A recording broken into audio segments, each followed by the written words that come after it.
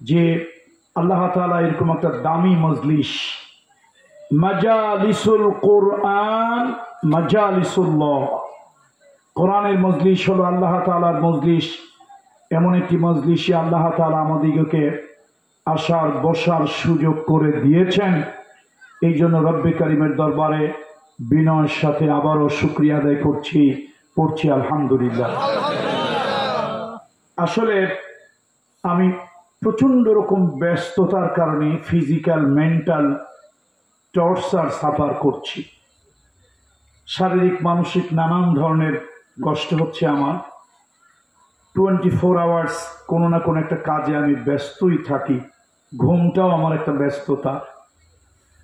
তো আমি আসলে হ্যান্ডবিল আগে দেখার সুযোগ হয়নি। এটা একটা মহিলা মাদ্রাসা ও এতিমখানার উদ্যোগে হাফেজ ছাত্রীদেরকে সম্মাননা প্রদান উপলক্ষে মূলত আজকের মাহফিল। গত কয় তারিখে যেন মাহফিল করলাম আমি ঘটকচরের দিকে, 14 তারিখে। সেটা একটা মহিলা মাদ্রাসা। আমি ওখানে ইসলামের নারী এ কথা শুরু করেছিলাম। আসলে নারীর সম্মান, নারীর মর্যাদা, নারীর অবস্থান ইসলামে এত ব্যাপক যে 2-2.5 ঘন্টা নয়, সারা রাত বয়ান করেও ইসলামের দৃষ্টিতে নারী এ কথাটা শেষ করার নয়। তো আমি আসলে আগে খেয়াল করিনি, তাহলে তো খুতবাটা ওইভাবেই। আমি চিন্তা করলাম সমাজ নিয়ে, এই ঘুণে ধরা সমাজ, মানুষের ভিতরে কিছু মনুষ্যত্ব বোধ জাগ্রত করার জন্য, মানুষের ভিতরে কিছু হিউম্যানিটি, ইনসানিয়াত ঢুকিয়ে দেওয়ার জন্য রাস্তায় যারা আছেন আমি তাদেরকে বিনয়ের সাথে অনুরোধ করব, আপনারা যদি কেউ ওয়াজ করতে চান আপনাদেরকে সময় দেওয়া হবে, সুযোগ দেওয়া হবে, আমি বসবো, কিন্তু প্লিজ কিপ সাইলেন্ট প্লিজ। এটা একটা অভদ্রতা, এটা একটা অমার্জিত অপরাধ। এটা কোরআনের কথা হবে আর সেখানে আপনারা সাপ খেলা, বাদর খেলা, আশ্চর্য মলম, সালসা বিক্রির মতো দাঁড়িয়ে দাঁড়িয়ে সাইড সাউন্ড করবেন, ব্যাড সাউন্ড করবেন, শাউটিং করবেন। এটা মোটেই ভালো নয়, এটা ভদ্রতার পরিচয় নয়। তো আমি অনুরোধ করব, যাদের ভালো মনে করেন তারা মাহফিলে বসবেন, ভালো যারা মনে করবেন না তারা মাহফিল থেকে একটু দূরে গিয়ে দাঁড়াবেন প্লিজ। রসুল এই শোনেন, আপনারা আওয়াজ করেন না। 3 লোক এক জায়গায় বেড়াতে যাচ্ছে, তো সাথে বন্ধু একজনকে নিছে। কয়জন হয়েছে? 4 তো 4 জন মিলে যখন যায়, একজন আরেকজনে কয়, ভাই 4 জন মানুষ কোনো দুষ্টামি ফাইজলামি করিস না। কোথায় যাচ্ছিস? কয় যাচ্ছি আমার তাওই বাড়ি বেড়াতে। আচ্ছা, ভালো কথা। তো বাড়ির কাছাকাছি গেছে, নামাজে রক্ত হয়েছে। তো আগেই কইছে তাওই বাড়ি নতুন বেড়াতে যাব, দুষ্টামি ফাইজলামি করিস না। একজন কয়, ভাই নতুন আত্মীয় বাড়ি যাচ্ছি, নামাজ কালাম বাড়িতে পড়ি বা না পড়ি, এখানে একটু না পড়লে কেমন দেখা যায়, তাই আমরা নামাজ পড়ি। একজন কয়, নামাজ যখন পড়বই তো এমনি এমনি ইন্ডিভিজুয়ালি ইনফেরাদি পড়ে লাভ কি, আমরা একটু জামাতে পড়ি। মানুষ কয়জন? 4 জন। তো জামাতে যদি নামাজ আদায় করে ইমাম কয়জন হবে? তাহলে বাকি থাকবে কয়জন? 3 জন। কি হবে? মুক্তাদি, মুসল্লি। তো সামনে খাল, পিছনে রাস্তা, ওই জায়গায় নামাজে দাঁড়াইছে। ইমাম সাহেব খাল সামনে নিয়ে নামাজে দাঁড়াইছে, তাকবীরে তাহরিমা পড়েছে, আল্লাহু আকবার। পিছনে মুসল্লি কয়জন? 1 জন। ওই খালের পানির দিকে নজর, ওই দিকে তাকায় দেখে কিসে যেন বুড়বুড়ি ছাড়ে, হাওয়া ছাড়ে। হয় না পানির মধ্যে, খালের মধ্যে, পুকুরের মধ্যে? এটা কচ্ছপ হইতে পারে, অন্য কিছু মাছ টাছ হইতে পারে, বুড়বুড়ি ছাড়তেছে আঞ্চলিক ভাষা। এখন বেচারা নামাজের মধ্যে বলে উঠছে, আবে বরবার কিস্ত। আর এই পানির ভিতরে বুড়বুড়ি ছাড়ে কিসের? পাশের মুসল্লি কোন গিয়া মারছে জোরে একটা গুটা, এই বেওকুফ, নামাজ পড়লে হয় মাসআলা জানতে হয়, বেটা নামাজের ভিতরে কথা বললে নামাজ থাকে না। তুই কথা বলছিস কেন? তোর নামাজ নাই। পাশের লোকটা কয় ভাই তাহলে তো তুমিও কথা বলছো, তোমারও তো নামাজ নাই। ইমাম সাহেব ওয়ালা দলিন পর্যন্ত গেছে, আমিন এখনো বলে নাই। পিছনের কথাবার্তা শুনে বলতেছে ভাইরা আমি কথাও বলি নাই, আমার নামাজও যায় নাই। আচ্ছা নামাজ আছে কার? এই যে নামাজ না থাকার কারণ কি? নামাজ না থাকার কারণ কি? কথা বলা। ওই সবাই থামাইতে গেছে, তো রাস্তায় যদি ভলান্টিয়াররা দাঁড়ায়, তারাও যদি ইমামের মতো কয় এই কথা বলিও না, চুপ থাকো, খামোশ, কথা কি বাড়ছে না কমছে? নামাজ থাকবে না যাবে? তাহলে শান্তি শৃঙ্খলা নিরাপত্তার জন্য কেউ কথা বলবো না। বলুন ইনশাআল্লাহ। কথা বলবে কোরআন, শ্রোতা হবে সবাই। উপস্থাপকের নাম হলো কামরুল ইসলাম সাঈদ আনসার। তাহলে কথা কে বলবে? কোরআন বলবে। বলুন কে বলবে? যেহেতু মহিলা মাদ্রাসা, আমি তো একটা সাবজেক্টের উপরে সমাজ, মানুষের ভিতরে মানবিক গুণাবলী, নৈতিক গুণাবলী, ম্যান ইজ সোশ্যাল এনিমাল, সামাজিক প্রাণী হিসাবে মানুষের ভিতরে অনেক সামাজিকতার অভাব। মূলত এই উদ্দেশ্যেই কোরআন কারীমের সূরা নিসার 36 নম্বর আয়াতে কারিমা তেলাওয়াত করেছিলাম। তো হ্যান্ডবিলটা হাতে নিয়ে দেখি একটা মহিলা মাদ্রাসা। তো এই বিষয়ে একটু কথা বলা দরকার নাকি দরকার না? পৃথিবীতে যা কিছু কল্যাণকর, অর্ধেক তার গড়ি আছে নারী, অর্ধেক তার নয়। নারী ছাড়া পৃথিবীতে ভালো কাজ হয় না। আবার নারী না থাকলে পৃথিবীতে এত গন্ডগোল, এত অকাম পৃথিবীতে হইতো না। বাবা আদমের ব্যাপারে লোকেরা বলে এটা আমরা তো আর আলেম ওলামারা কোরআন হাদিসের বাহিরে কথা বলতে পারি না। কিছু একদল আছে মারেফতের লোক, আর একদল আছে মরার ফতের লোক। কোন দল?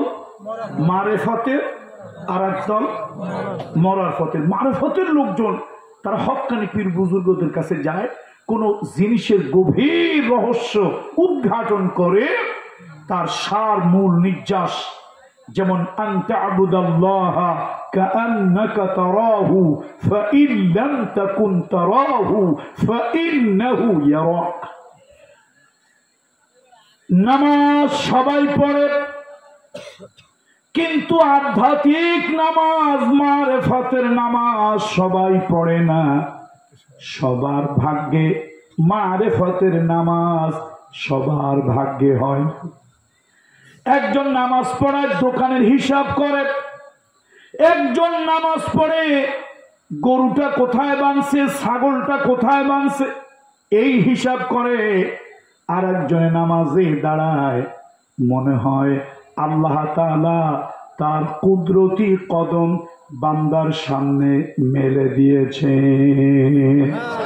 তিনি যখন রুকুতে যান, আল্লাহর আরশে আজিমের সামনে নত হন। তিনি যখন সিজদায় যান, তখন মনে হয় আমি আল্লাহ তাআলার কুদরতি কদমে সিজদা দেই। তার মজা লাগে, জান্নাত উপভোগ করে, অনুভব করে, জাহান্নাম অনুভব করে, জিব্রাইল অনুভব করে, আজরাইল অনুভব করে। এই নামাজটা তার জন্য নামাজ নয়, আল্লাহর দিদার হয়ে যায়। আর একজনে নামাজে দাঁড়াইয়া কিসের হিসাব করে? দোকানের হিসাব। ইমাম সাহেবের খবর নাই, মুসল্লির খবর নাই, নামাজ 3 রাকাত হয়েছে। লোকটা উঠে লোকমা দিছে, হুজুর নামাজ কিন্তু 4 রাকাত হয় নাই। তো তুমি বুঝলা কেমনে? কয় হুজুর আমি প্রত্যেক দিন নামাজ দাঁড়ানোর পরে আসি, দোকানে রেখে 1 রাকাত হয়ে যায়। তো এই নামাজের ভিতরে আমি মোটামুটি দোকানের 3 ধরনের হিসাব আমি করে ফেলি, বাকি 1 রাকাতে আমার অন্য হিসাব থাকে। নামাজে তো 3 ধরনের হিসাব হয়েছে, এখনো একটা হয় নাই, বুঝছি নামাজ 1 রাকাত বাকি। আচ্ছা বলেন এই নামাজের কোনো দাম আছে? না। এই জন্য একদল মারেফতের লোক, আর একদল কি? মরার পথের লোক। এই মারেফতের লোকেরা নামাজ, জীবন্ত নামাজ পড়ে, মরার ফতের লোকেরা কয় নামাজ কালামের দরকার নাই, নামাজ রোজার দরকার নাই। আছে না এরকম? আমার মরণ কালে ঢোল বাঁশি বাজাইও ও তরিকার ভাইও, আমার মরণ কালে ঢোল বাঁশি বাজাইও, নামাজের দরকার নাই। কি বাজাইও? ঢোল বাঁশি বাজাইও। কেমন কপাল পোড়ার কপাল পোড়া। আর যার হয় কপাল পোড়া সে দাওয়াত খেতে গেলেও পায় মরিচ পোড়া। আমার টেকেরাটের মরহুম পীর সাহেব রহমতুল্লাহ আলাইহি আল্লাহর ওলি বলতেন, কয়েকটা আরো ঘর পুড়লে ছাই থাকে, কিন্তু কপাল যদি পড়ে কিছুই থাকে না। এই জন্য আল্লাহ তাআলাকে হাজির নাজির জেনে আমরা বসি। আমি অল্প একটু সময় মূল সাবজেক্টের অনুবাদটা অন্তত করব। তার আগে নারীদের উপরে, যেহেতু মহিলা মাদ্রাসা কেন্দ্রিক মাহফিল, নারীদের উপরে দুই একটা কথা একটু বলার দরকার। আচ্ছা, নারীদের কোনো সম্মান ইজ্জত আপনার দৃষ্টিতে এখন কি আছে? যুবকেরা কথা বলেন, কয় হুজুর, হ্যাঁ, না না, সমান অধিকার পাক, কিন্তু নারীর অধিকার আসেনি। দেশে কিছু এখন ক্ষুধার্ত শিয়ালেরা ঘুরে বেড়ায় মুরগি শিকারের লোভে। তারা নারীবাদী আন্দোলন করে। একবার শিয়ালেরা রাস্তায় মিছিল বের করছে, কয় যে এই যে বাড়িওয়ালা মুরগির মালিক মুরগিরে খোপে দেয়, খোয়াড়ে দেয়, এই কাজটা ভালো না। মুরগির একটা স্বাধীনতা থাকবে, তার একটা পার্সোনালিটি থাকবে, তার সে ইন্ডিপেন্ডেন্ট। সে ইচ্ছা হয় ডালের ডালে, গাছের ডালে থাকবে, ইচ্ছা হয় মাছার খড়ের উপরে থাকবে, ইচ্ছা হয় রাস্তায় হেঁটে বেড়াবে। মালিক কেন তার ধরে খোয়ারে খোপের ভিতরে দেবে? এইটা তার অধিকার হয়। সবাই কয় না রে, শিয়ালের ভিতরে মানবতা আছে। শিয়ালের ভিতরে একজন মুরব্বী বয়স্ক মানুষ, সে কয় শোনো, এত ভালো ভালো না। শিয়াল যে মুরগির প্রতি এত দরদ, কারণ কি জানো? গৃহস্থ খোয়ারে খোপে রাখে, শিয়ালের ভাগে কিছু জোটে না। মুরগি যদি এখানে সেখানে, যেখানে সেখানে, দোকানে মাকানে, রাস্তায় ঘাটে, ডালের উপরে যদি কাটায়, তাহলে শিয়ালগুলো অন্ধকার রাত্রে মুরগি বধ করা তাদের জন্য সুবিধা হয়। এই জন্য আমার দেশের তথাকথিত বুদ্ধিজীবী, এরা হলো নারীবাদী তথাকথিত বুদ্ধিজীবী, হলো এই খেক শিয়াল। কথা ঠিক কিনা কন? ওরা নারীদেরকে উপভোগ করতে চায়। আমার মায়েরা বোনেরা, নারীর কথা যদি বলতে যাই, সর্বপ্রথম যে কথাটা আমি বলবো, আল্লাহ রসুলের দরবারে একজন সাহাবী মাঝে মাঝে বসে কাঁদতেন। দাড়িটা ছিল সাপ দাড়ি, কদম ফুলের মতো, চেহারাটা ছিল সুন্দর। ওই সাহাবীর নাম হল দাহিয়াতুল কলবি। আল্লাহ নবীর কাছে যখন তিনি থাকতেন না, মাঝে মাঝে জিব্রাইল রাসূলুল্লাহ দরবারে ওই দাহিয়াতুল কলবির সূরত ধরে আসতো। কি সুন্দর বড় দাড়ি, কি সুন্দর শুভ্র সমুজ্জ্বল চেহারা। সাহাবীরা মনে মনে ভাবতো, দাহিয়াতুল কলবি রাসূলুল্লাহর দরবারে এসেছে। নবীজি মুস্কি একটা হাসি দিতেন, আল্লাহর হাবিব মুস্কি হাসি দিতেন। রাসূলুল্লাহ বুঝে যেতেন জিব্রাইল সূরত পাল্টাইয়া আসছে। আল্লাহু আকবার।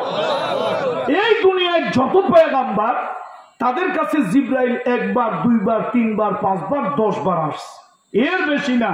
আর আমার নবীর 23 বছরের নবুয়তের জিন্দেগিতে ওই আকাশের শ্রেষ্ঠ ফেরেশতা জিব্রাইল সর্বনিম্ন 24,000 বার আসছে। নারীর ব্যাপারে কথা বলতেছি। মা গো, ও মা, মা, খালা, বোন যারা আছেন, আল্লাহর রাস্তায় একটু কানটা মাইকের দিকে লাগান। নারীর ব্যাপারে কথা বলতেছি।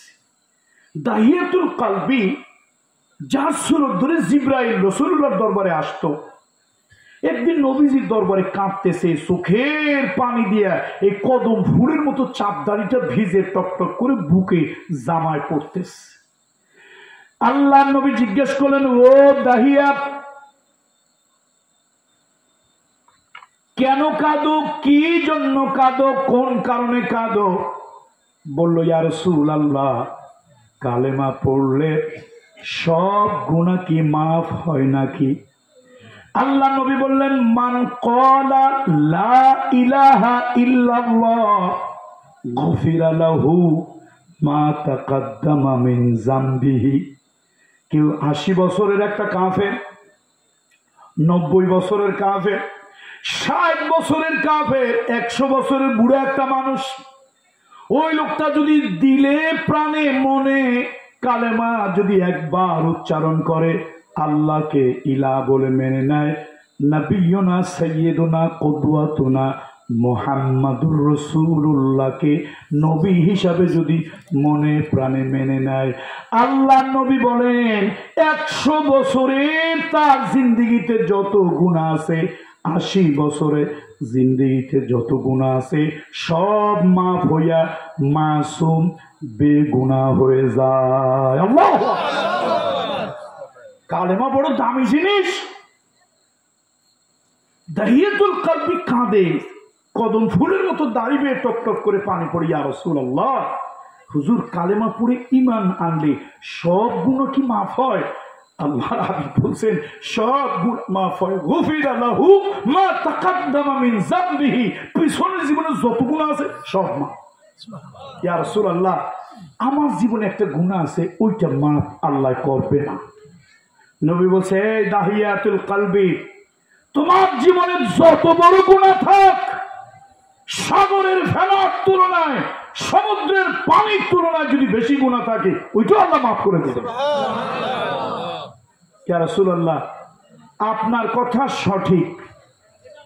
ইয়া রাসূলুল্লাহ, আপনার কথা সঠিক, তবে আমার গুনাহ আল্লাহ তাআলা মাফ করবেন না। নবীজির একটু রাগ হয়েছে, আরে তুমি এমন কি গুনাহ করেছো যে আল্লাহ মাফ করবেন না? হুজুর, আমি ছিলাম একজন তরুণ টকবগে যুবক, আমি বিদেশে থাকি, আমি একজন সুদর্শন সুপুরুষ, আমি সব থেকে সুন্দরী একজন মেয়ে বিবাহ করেছি। আমার স্ত্রী সুনয়না, সুদর্শনা, ষোড়শী, অষ্টাদশী, আকর্ষণীয় একজন যুবতী নারী। আমি একজন সুঠামদেহী সুপুরুষ, বিয়ে করার পরে ঘর সংসার করলাম, আমার স্ত্রীর গর্ভে বাচ্চা এলো। আমি এবার বিদেশে চলে যাব। বিবিকে বললাম, বিবি, আমার তো কর্মক্ষেত্রে চলে যেতে হয়, এই যে তোমার গর্ভে বাচ্চা আসছে, যদি বাচ্চাটা ছেলে হয় তাহলে তুমি বাচ্চাটাকে আরবের মানুষের কাছে নাম ডাক ছড়িয়ে দিবে, অমুকের ছেলে হয়েছে। যদি তোমার আতুর ঘরে একটা কন্যা সন্তান প্রসব হয়, কেউ জানার আগে মাটি খুঁড়ে গর্ত বানাইয়া জীবন্ত মেয়েটাকে তুমি পুঁতে ফেলবে, কবর দিয়ে দেবে। আল্লাহ, মা বোনরা, কলিজার টুকরা, ছাত্রীরা, মেয়েরা, মায়েরা, স্কুলে পড়ো, কলেজে পড়ো, অসুবিধা নাই, মা কথা শোনো। জাহিলি যুগের নারীর অবস্থান কেমন ছিল? কাউকে যদি বলা হতো আপনার একটা মেয়ে হইছে, এই সংবাদ যখন দেওয়া হতো, দল্লা ওয়াজহাহু, এই সংবাদটা শুনলে তার চেহারাটা কালি হয়ে যেত। আরে আমার মাইয়া হইছে, তো আমি মানুষের কেমনে মুখ দেখাবো? এটা একটা লজ্জার, অপমানের, অসম্মানের।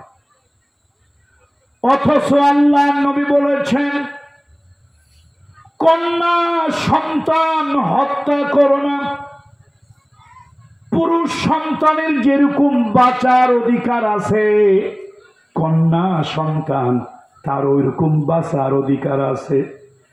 তোমাদের কারো ঘরে যদি একটা কন্যা জন্মগ্রহণ করে, আল্লাহর রহমতের ফেরেশতারা ওই কন্যার মাথায় হাত বুলায় আর আল্লাহর কাছে দোয়া করে, আল্লাহ, এই দুর্বল কন্যা সন্তানকে যে বাবা মা লালন পালন করবে, তোমার রহমতের কোলে ওই বাবা মাকে তুমি লালন পালন করো।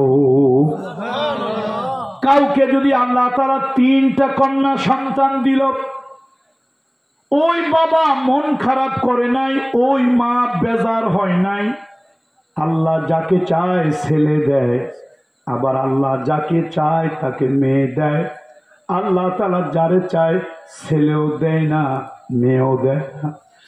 আল মালু ওয়াল বানুনা জিনাতুল হায়াতিদ দুনিয়া। কোন গাছে আল্লাহ ফুল দেয়, কোন গাছে আল্লাহ ফল দেয়, আবার কোন গাছে আল্লাহ তাআলা ফুল আর ফল কিছুই দেয় না। এই যে সন্তান আল্লাহ দেয়, এগুলো হলো আপনার আমার জিন্দেগীর জীবনের ফল আর ফুল। আল্লাহ রসুল বলেছেন, 3টা কন্যা আল্লাহ যদি কাউকে দেয়, বাবা মন খারাপ করে নাই, মা মন বেজার করে নাই, তার বিবের দায়িত্ব, রুবুবিয়তের দায়িত্ব, লালন পালনের দায়িত্ব যথাযথভাবে করেছেন। এই ব্যক্তি রাসূলুল্লাহ হাত তুললেন, ও কন্যার বাবা, ও কন্যার মা। নবীজি হাত তুললেন, 2টা আঙ্গুল পাশাপাশি দেখালেন আর বললেন, তুমি আর আমি পাশাপাশি জান্নাতের ভিতরে থাকবো। 3টা কন্যা, এই শুভ সংবাদ নবীজি দিয়ে দিলেন। আর জাহিলি যুগে জাহিলেরা কন্যা সন্তান জন্ম নিলে অপমান বোধ করত, জীবন্ত কবর দিয়া দিত। তাহিয়াতুল কলবি কাঁদছে। কাঁদছো কেন হুজুর? কালেমা পড়লে তো 80 বছর 100 বছরের গুনাহ মাফ হয়, এই ইয়াকিন আমার আছে। তবে আমার জীবনে এরকম একটা গুনাহ আছে ইয়া রাসূলুল্লাহ, এইটা আল্লাহ তাআলা কোনোভাবেই মাফ করবে না। নবীজি বলছে, কি গুনাহ করছো তুমি যে আল্লাহ মাফ করবে না? ইয়া রাসূলুল্লাহ, আমি তো স্ত্রীকে গর্ভবতী রেখে চলে গেছি, কর্মক্ষেত্র থেকে আসলাম, অনেক দিন পর আমি বাড়িতে আসলাম। আমার ধারণা নিশ্চয় আমার কোনো পুত্র সন্তান হয়েছে। আমি ঘরে এসে দেখি একটা সুন্দরী, একটু ছোট্ট নাদুস নুদুস, চাঁদের মতো আলোকিত, ফুলের মতো আকর্ষণীয় একটা কন্যা আমার স্ত্রীর আঁচল ধরে ঘুরে বেড়াচ্ছে আর বারবার আমার দিকে তাকাচ্ছে। আমি আমার কৌতূহল দমন রাখতে পারলাম না, বিবিকে জিজ্ঞেস করলাম, কে? স্ত্রী চোখ মুছল আর বলল, এটা আপনার ঔরসজাত কন্যা সন্তান, যেই সন্তান আমার গর্ভে আপনি রেখে চলে গিয়েছিলেন, ওই সন্তান প্রসব হয়েছে, এই কন্যাই হলো আপনার সেই সন্তান। ইয়া রাসূলুল্লাহ, আমার গোটা দেহের ভিতরে আগুন ধরে গেল। এই আরবে আমি এত বড় একজন বীর পুরুষ, লোকেরা আমাকে চিনে, আমার মতো সুন্দর সুদর্শন চেহারার মানুষ, এই আরবের ভিতরে আমি একজন সুন্দর পুরুষ, আর আমার ঘরে হয়েছে মেয়ে, আমি মুখটা দেখাই কেমনে? এবার আমি আমার স্ত্রীর সঙ্গে ভনিতা করলাম, আমার স্ত্রীর সঙ্গে প্রতারণা করলাম। ও বিবি, আমার মেয়েটাকে একটু সাজায় গোছায় দাও, আমি তাকে নিয়ে একটু ঘুরতে যাব, বেড়াতে যাব। আমার বিবি সাজায় দিল। ইয়া রাসূলুল্লাহ, ওই মাসুম বাচ্চাটা দেখতে কতই সুন্দর। আমার দিল নরম হলো না, আমার অন্তর নরম হলো না, দিলের ভিতরে কোনো স্নেহ মায়া মমতা আসলো না। আমি তাকে নিয়ে পাহাড়ি এলাকায় চলে গেলাম। নির্জন এলাকায় গিয়া তাড়াহুড়া করে মাটি খুঁড়তে লাগলাম। তাড়াহুড়া করতে গিয়া শরীর দিয়া দর দর করে গাম পড়তেছে। ওই মাসুম বাচ্চাটা, ওই ইনোসেন্ট, ওই ছোট্ট নিষ্পাপ মেয়েটা, তার এই কচি হাত দিয়া আমার ঘামগুলি মুছায় দেয়, শরীর থেকে মাটি বালুগুলো সরায় দেয়, আর বলে, বাবা সন্ধ্যা হয়ে এলো, চলো তাড়াতাড়ি বাড়ি যাই। ইয়া রাসূলুল্লাহ, ইয়া রাসূলুল্লাহ, ইয়া হাবিবাল্লাহ, হুজুর, আমার পৈশাচিক আত্মাটা তখনও পরিবর্তন হয় নাই। আমি আরো একটু গর্ত খুললাম, এবার আমার ওই কন্যাটাকে ধাক্কা মেরে গর্তের ভিতরে ফেলে দিলাম। ছোট্ট মাসুম বাচ্চাটা বুঝে ওঠার আগে আমি বিরাট বড় একটা পাথর নিলাম তার উপরে মারার জন্য।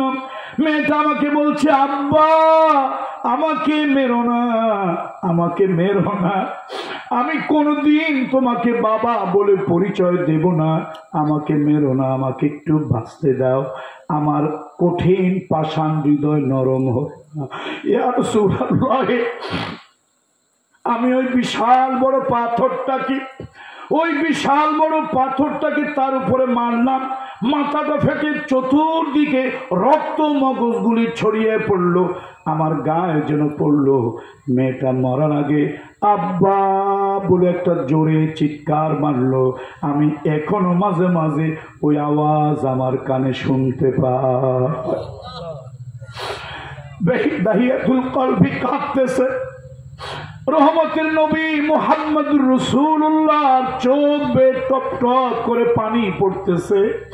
আল্লাহ রসুল বললেন, মানুষ নিষ্ঠুর হয়, কিন্তু এত নিষ্ঠুর মানুষ কিভাবে হয়? একটা মানুষের পক্ষে এত নিষ্ঠুর হওয়া কিভাবে সম্ভব হয়? ও মায়েরা, ও পর্দালের মহিলারা, স্কুল কলেজ মাদ্রাসাগামী আমার কলিজার টুকরা মেয়েরা, নারীর কোনো সম্মান ছিল না, নারীর কোনো ইজ্জত ছিল না, নারীর কোনো মর্যাদা ছিল না। আল্লাহর নবী এই কোরআনটা হেরা গুহা থেকে নিয়ে আসলেন, আর এর কারণে আমার মায়ের জাতি সম্মান পেল। উতর কর গারে হেরা সে সুয়ে কম आया, उतर कर गारे हेरा से सुए कौम आया, एक नुस्खाए किमिया सतलाया। এমন একটা পরশমণি আমার নবী মুহাম্মদ রাসূলুল্লাহ হেরা গুহা থেকে নিয়ে এলেন। এই পরশমণির কারণে নারী তার ইজ্জত, সম্মান, মর্যাদা পেল। কোরআন যদি পৃথিবীতে না আসতো, নারী অন্ধকারে অতল গহ্বরে নিমজ্জিত হতো, হারিয়ে যেত। অধিকাংশ এলিট শ্রেণী, হাই সোসাইটির যারা আছে, তাদের কন্যা হলে ওই জাহিলদের মতো তারাও এই কন্যাগুলো জীবন্ত কবর দিয়ে দিত। আমার মায়েরা, এই শিয়ালের গোষ্ঠী, শিয়ালের জাত, এই তথাকথিত বুদ্ধিজীবী, ইন্টেলেকচুয়াল ডোয়ার্ফ, বুদ্ধি প্রতিবন্ধী নামক বুদ্ধিজীবীরা তোমার নারীকে ভোগ করত, কিন্তু ইজ্জত আর সম্মান কখনো দিত না। কোরআন দিয়েছে, বিশ্বনবী দিয়েছে, মুহাম্মদ রাসূলুল্লাহ দিয়েছে। আল্লাহু আকবার। এই কোরআন শরীফের 3 নম্বর সূরা, একজন মহিয়সী নারীর নামে বাইতুল মুকদ্দাস মসজিদের ইমাম হযরত ইমরান, তার স্ত্রীর নাম হলো হান্না বিনতে ফাকুস। কি নাম? হান্না বিনতে ফাকুস। এই মহিলার নামে কোরআন শরীফের 3 নম্বর সূরা আলে ইমরান। গোটা পৃথিবীর নারী জাতি, নারী সম্প্রদায়, তাদের নামে কোরআন কারীমের সূরা 4 নম্বরে সূরা নিসা। দেখেন, কোরআন শরীফে সূরা নিসা আছে, তবে সূরা রিজাল নাই। পুরুষ সম্প্রদায় নামে কোনো সূরা নাই, কিন্তু নারী জাতি, নারী সম্প্রদায় নামে কোরআন শরীফের 4 নম্বর সূরা আছে। এবার আসেন, পৃথিবীতে এক মহিয়সী নারী, উৎসর্গকৃত নারী, সে নারীর নাম হলো মারিয়াম। কোরআনুল কারীমের 19 নম্বর সূরা এই নারীর নামে। আল্লাহু আকবার। আমার দেশের বাম আর রামপন্থী কিছু রাজনীতি আছে, তারা Karl Marx, Lenin, Plato, Copernicus, Kepler, Rousseau, Voltaire, Maxim Gorky, Shakespeare, Bertrand Russell, Rabindranath Tagore সব পড়ে, তসলিমা নাসরিন, হুমায়ুন আজাদ, হুমায়ুন আহমদ পড়ে, কিন্তু কপাল পোড়া জাত নামের আগে মুসলমান আছে। এই মুসলমান কপাল পোড়া জাত আল্লাহ নবী নারীর যে সম্মান দিয়েছে, সে মুহাম্মদ রাসূলুল্লাহ রিভলিউশন, তার আন্দোলন, তার বিপ্লব নারী সমাজকে মূল্যায়ন করার জন্য পেল না। নারীর যে কত মূল্য নবীজি দিয়েছে, একটা হাদিস যথেষ্ট। Enough, that means enough is enough. কয়টা হাদিস বলেন? কয়টা হাদিস? একটা হাদিস। মুহাম্মদ রাসূলুল্লাহ সাল্লাল্লাহু আলাইহি ওয়াসাল্লামের একটা হাদিস যথেষ্ট নারীর মূল্যায়নের জন্য। একজন এসে জিজ্ঞেস করলো, রাসূলুল্লাহ, ইয়া রাসূলুল্লাহ, আইনাল জান্নাহ, আইনাল জান্নাহ ইয়া রাসূলুল্লাহ, হুজুর বেহেশতটা কোথায়? আল্লাহর নবী বললেন, বিশ্ব নবী বললেন, মানবতার মহান শিক্ষক মুহাম্মদুর রাসূলুল্লাহ সাল্লাল্লাহু আলাইহি সাল্লাম বললেন, আল জান্নাতু তাহাতা আকদামিল উম্মাহাত। ও সাহাবী, তুমি জান্নাত তালাশ করো, জান্নাত বেশি দূরে নয়, তোমার মায়ের পায়ের নিচে জান্নাত, তোমার মায়ের পায়ের নিচে জান্নাত, তোমার মায়ের পায়ের নিচে জান্নাত। মায়ের পায়ের নিচে তুমি খুঁড়ে মাটি খুঁড়ে জান্নাত পাবে না, 7 হাত খুঁড়েও পাবে না। তো নবীজি কেন বললো মায়ের পায়ের নিচে জান্নাত? এটা একটা রূপক অর্থ, আর্টিফিশিয়াল। এটাকে আপনি একটা রিলিজিয়াস টার্মোলজি বলতে পারেন, একটা ধর্মীয় পরিভাষা। রাসূলুল্লাহ এই মায়ের পায়ের নিচে আল জান্নাতু তাহাতা আকদামিল উম্মাহাত, নবীজি বুঝাতে চেয়েছেন বেহেশত যদি চাও মায়ের পদসেবা করো, জান্নাত তুমি পেয়ে যাবে। সুবহানাল্লাহ। এই জন্য আসুন, নারীর সম্মান নাই। আমরা নারী প্রধানমন্ত্রী বানাইছি, নারী বিরোধী দলের নেত্রী বানিয়েছি, নারীকে স্পিকার দিয়েছি, নারীকে পার্লামেন্টে দিয়েছি, এসিড পড়া বন্ধ হয় নাই, যৌতুক বন্ধ হয় নাই, নারী ধর্ষণ বন্ধ হয় নাই, নারী তার ইজ্জত সম্মান পায় নাই। আপনারা বলেন এইটা আধুনিক সমাজ, এইটা হলো অসভ্য সমাজ। আপনারা বলতে পারেন মোল্লা মৌলবী হুজুরদের আসপাদ্দা বেড়ে গেছে, বড় কথা কয়। আরে এর থেকে খারাপ বলা দরকার ছিল। তোমার সমাজ, তুমি এটাকে আধুনিক সমাজ, ডিজিটাল সমাজ বলো, সভ্য যুগ বলো, আমি তো বলি পশুর সমাজ। যেই সমাজে পুরুষের পোশাক বাড়লে দাম হয়, নারীর পোশাক কমলে নারীর দাম বাড়ে। দেখেন পুরুষ প্যান্ট পরছে, আচ্ছা প্যান্ট পরছে না, প্যান্টের নিচে আরো একটা কিছু করছে, পরে নাই মালা বিশুদ্ধ দাখিলিয়া, বাংলায় বলবো আন্ডার প্যান্ট পরছে না একটা। তাহলে পুরুষ প্যান্ট পরে, তার নিচে আবার একটা জাঙ্গা পরে, এর উপরে গেঞ্জি পরে, তার উপরে শার্ট পরে, তার উপরে আবার একটা কোট পরে। এই জায়গা দিয়ে একটু বের হয়ে থাকবে, এই জায়গায় একটা দড়ি লাগায় গলায়, নাম কি? তাই পরে। পায়ে আবার একটু মোজা দিছে, মোজার উপরে কি দিছে? জুতা দিছে। চপ্পল স্যান্ডেল মোজা দিয়ে পড়লে এটা একটা আনকালচার্ড, আনসোশাল, আনসিভিলাইজড। এই জন্য চপ্পল দিয়ে পড়ে নাই, মোজার উপর আবার কি পড়ছে? কথা কয় না লোকেরা, কি পড়ছে? তাহলে পাও ঢাকছে।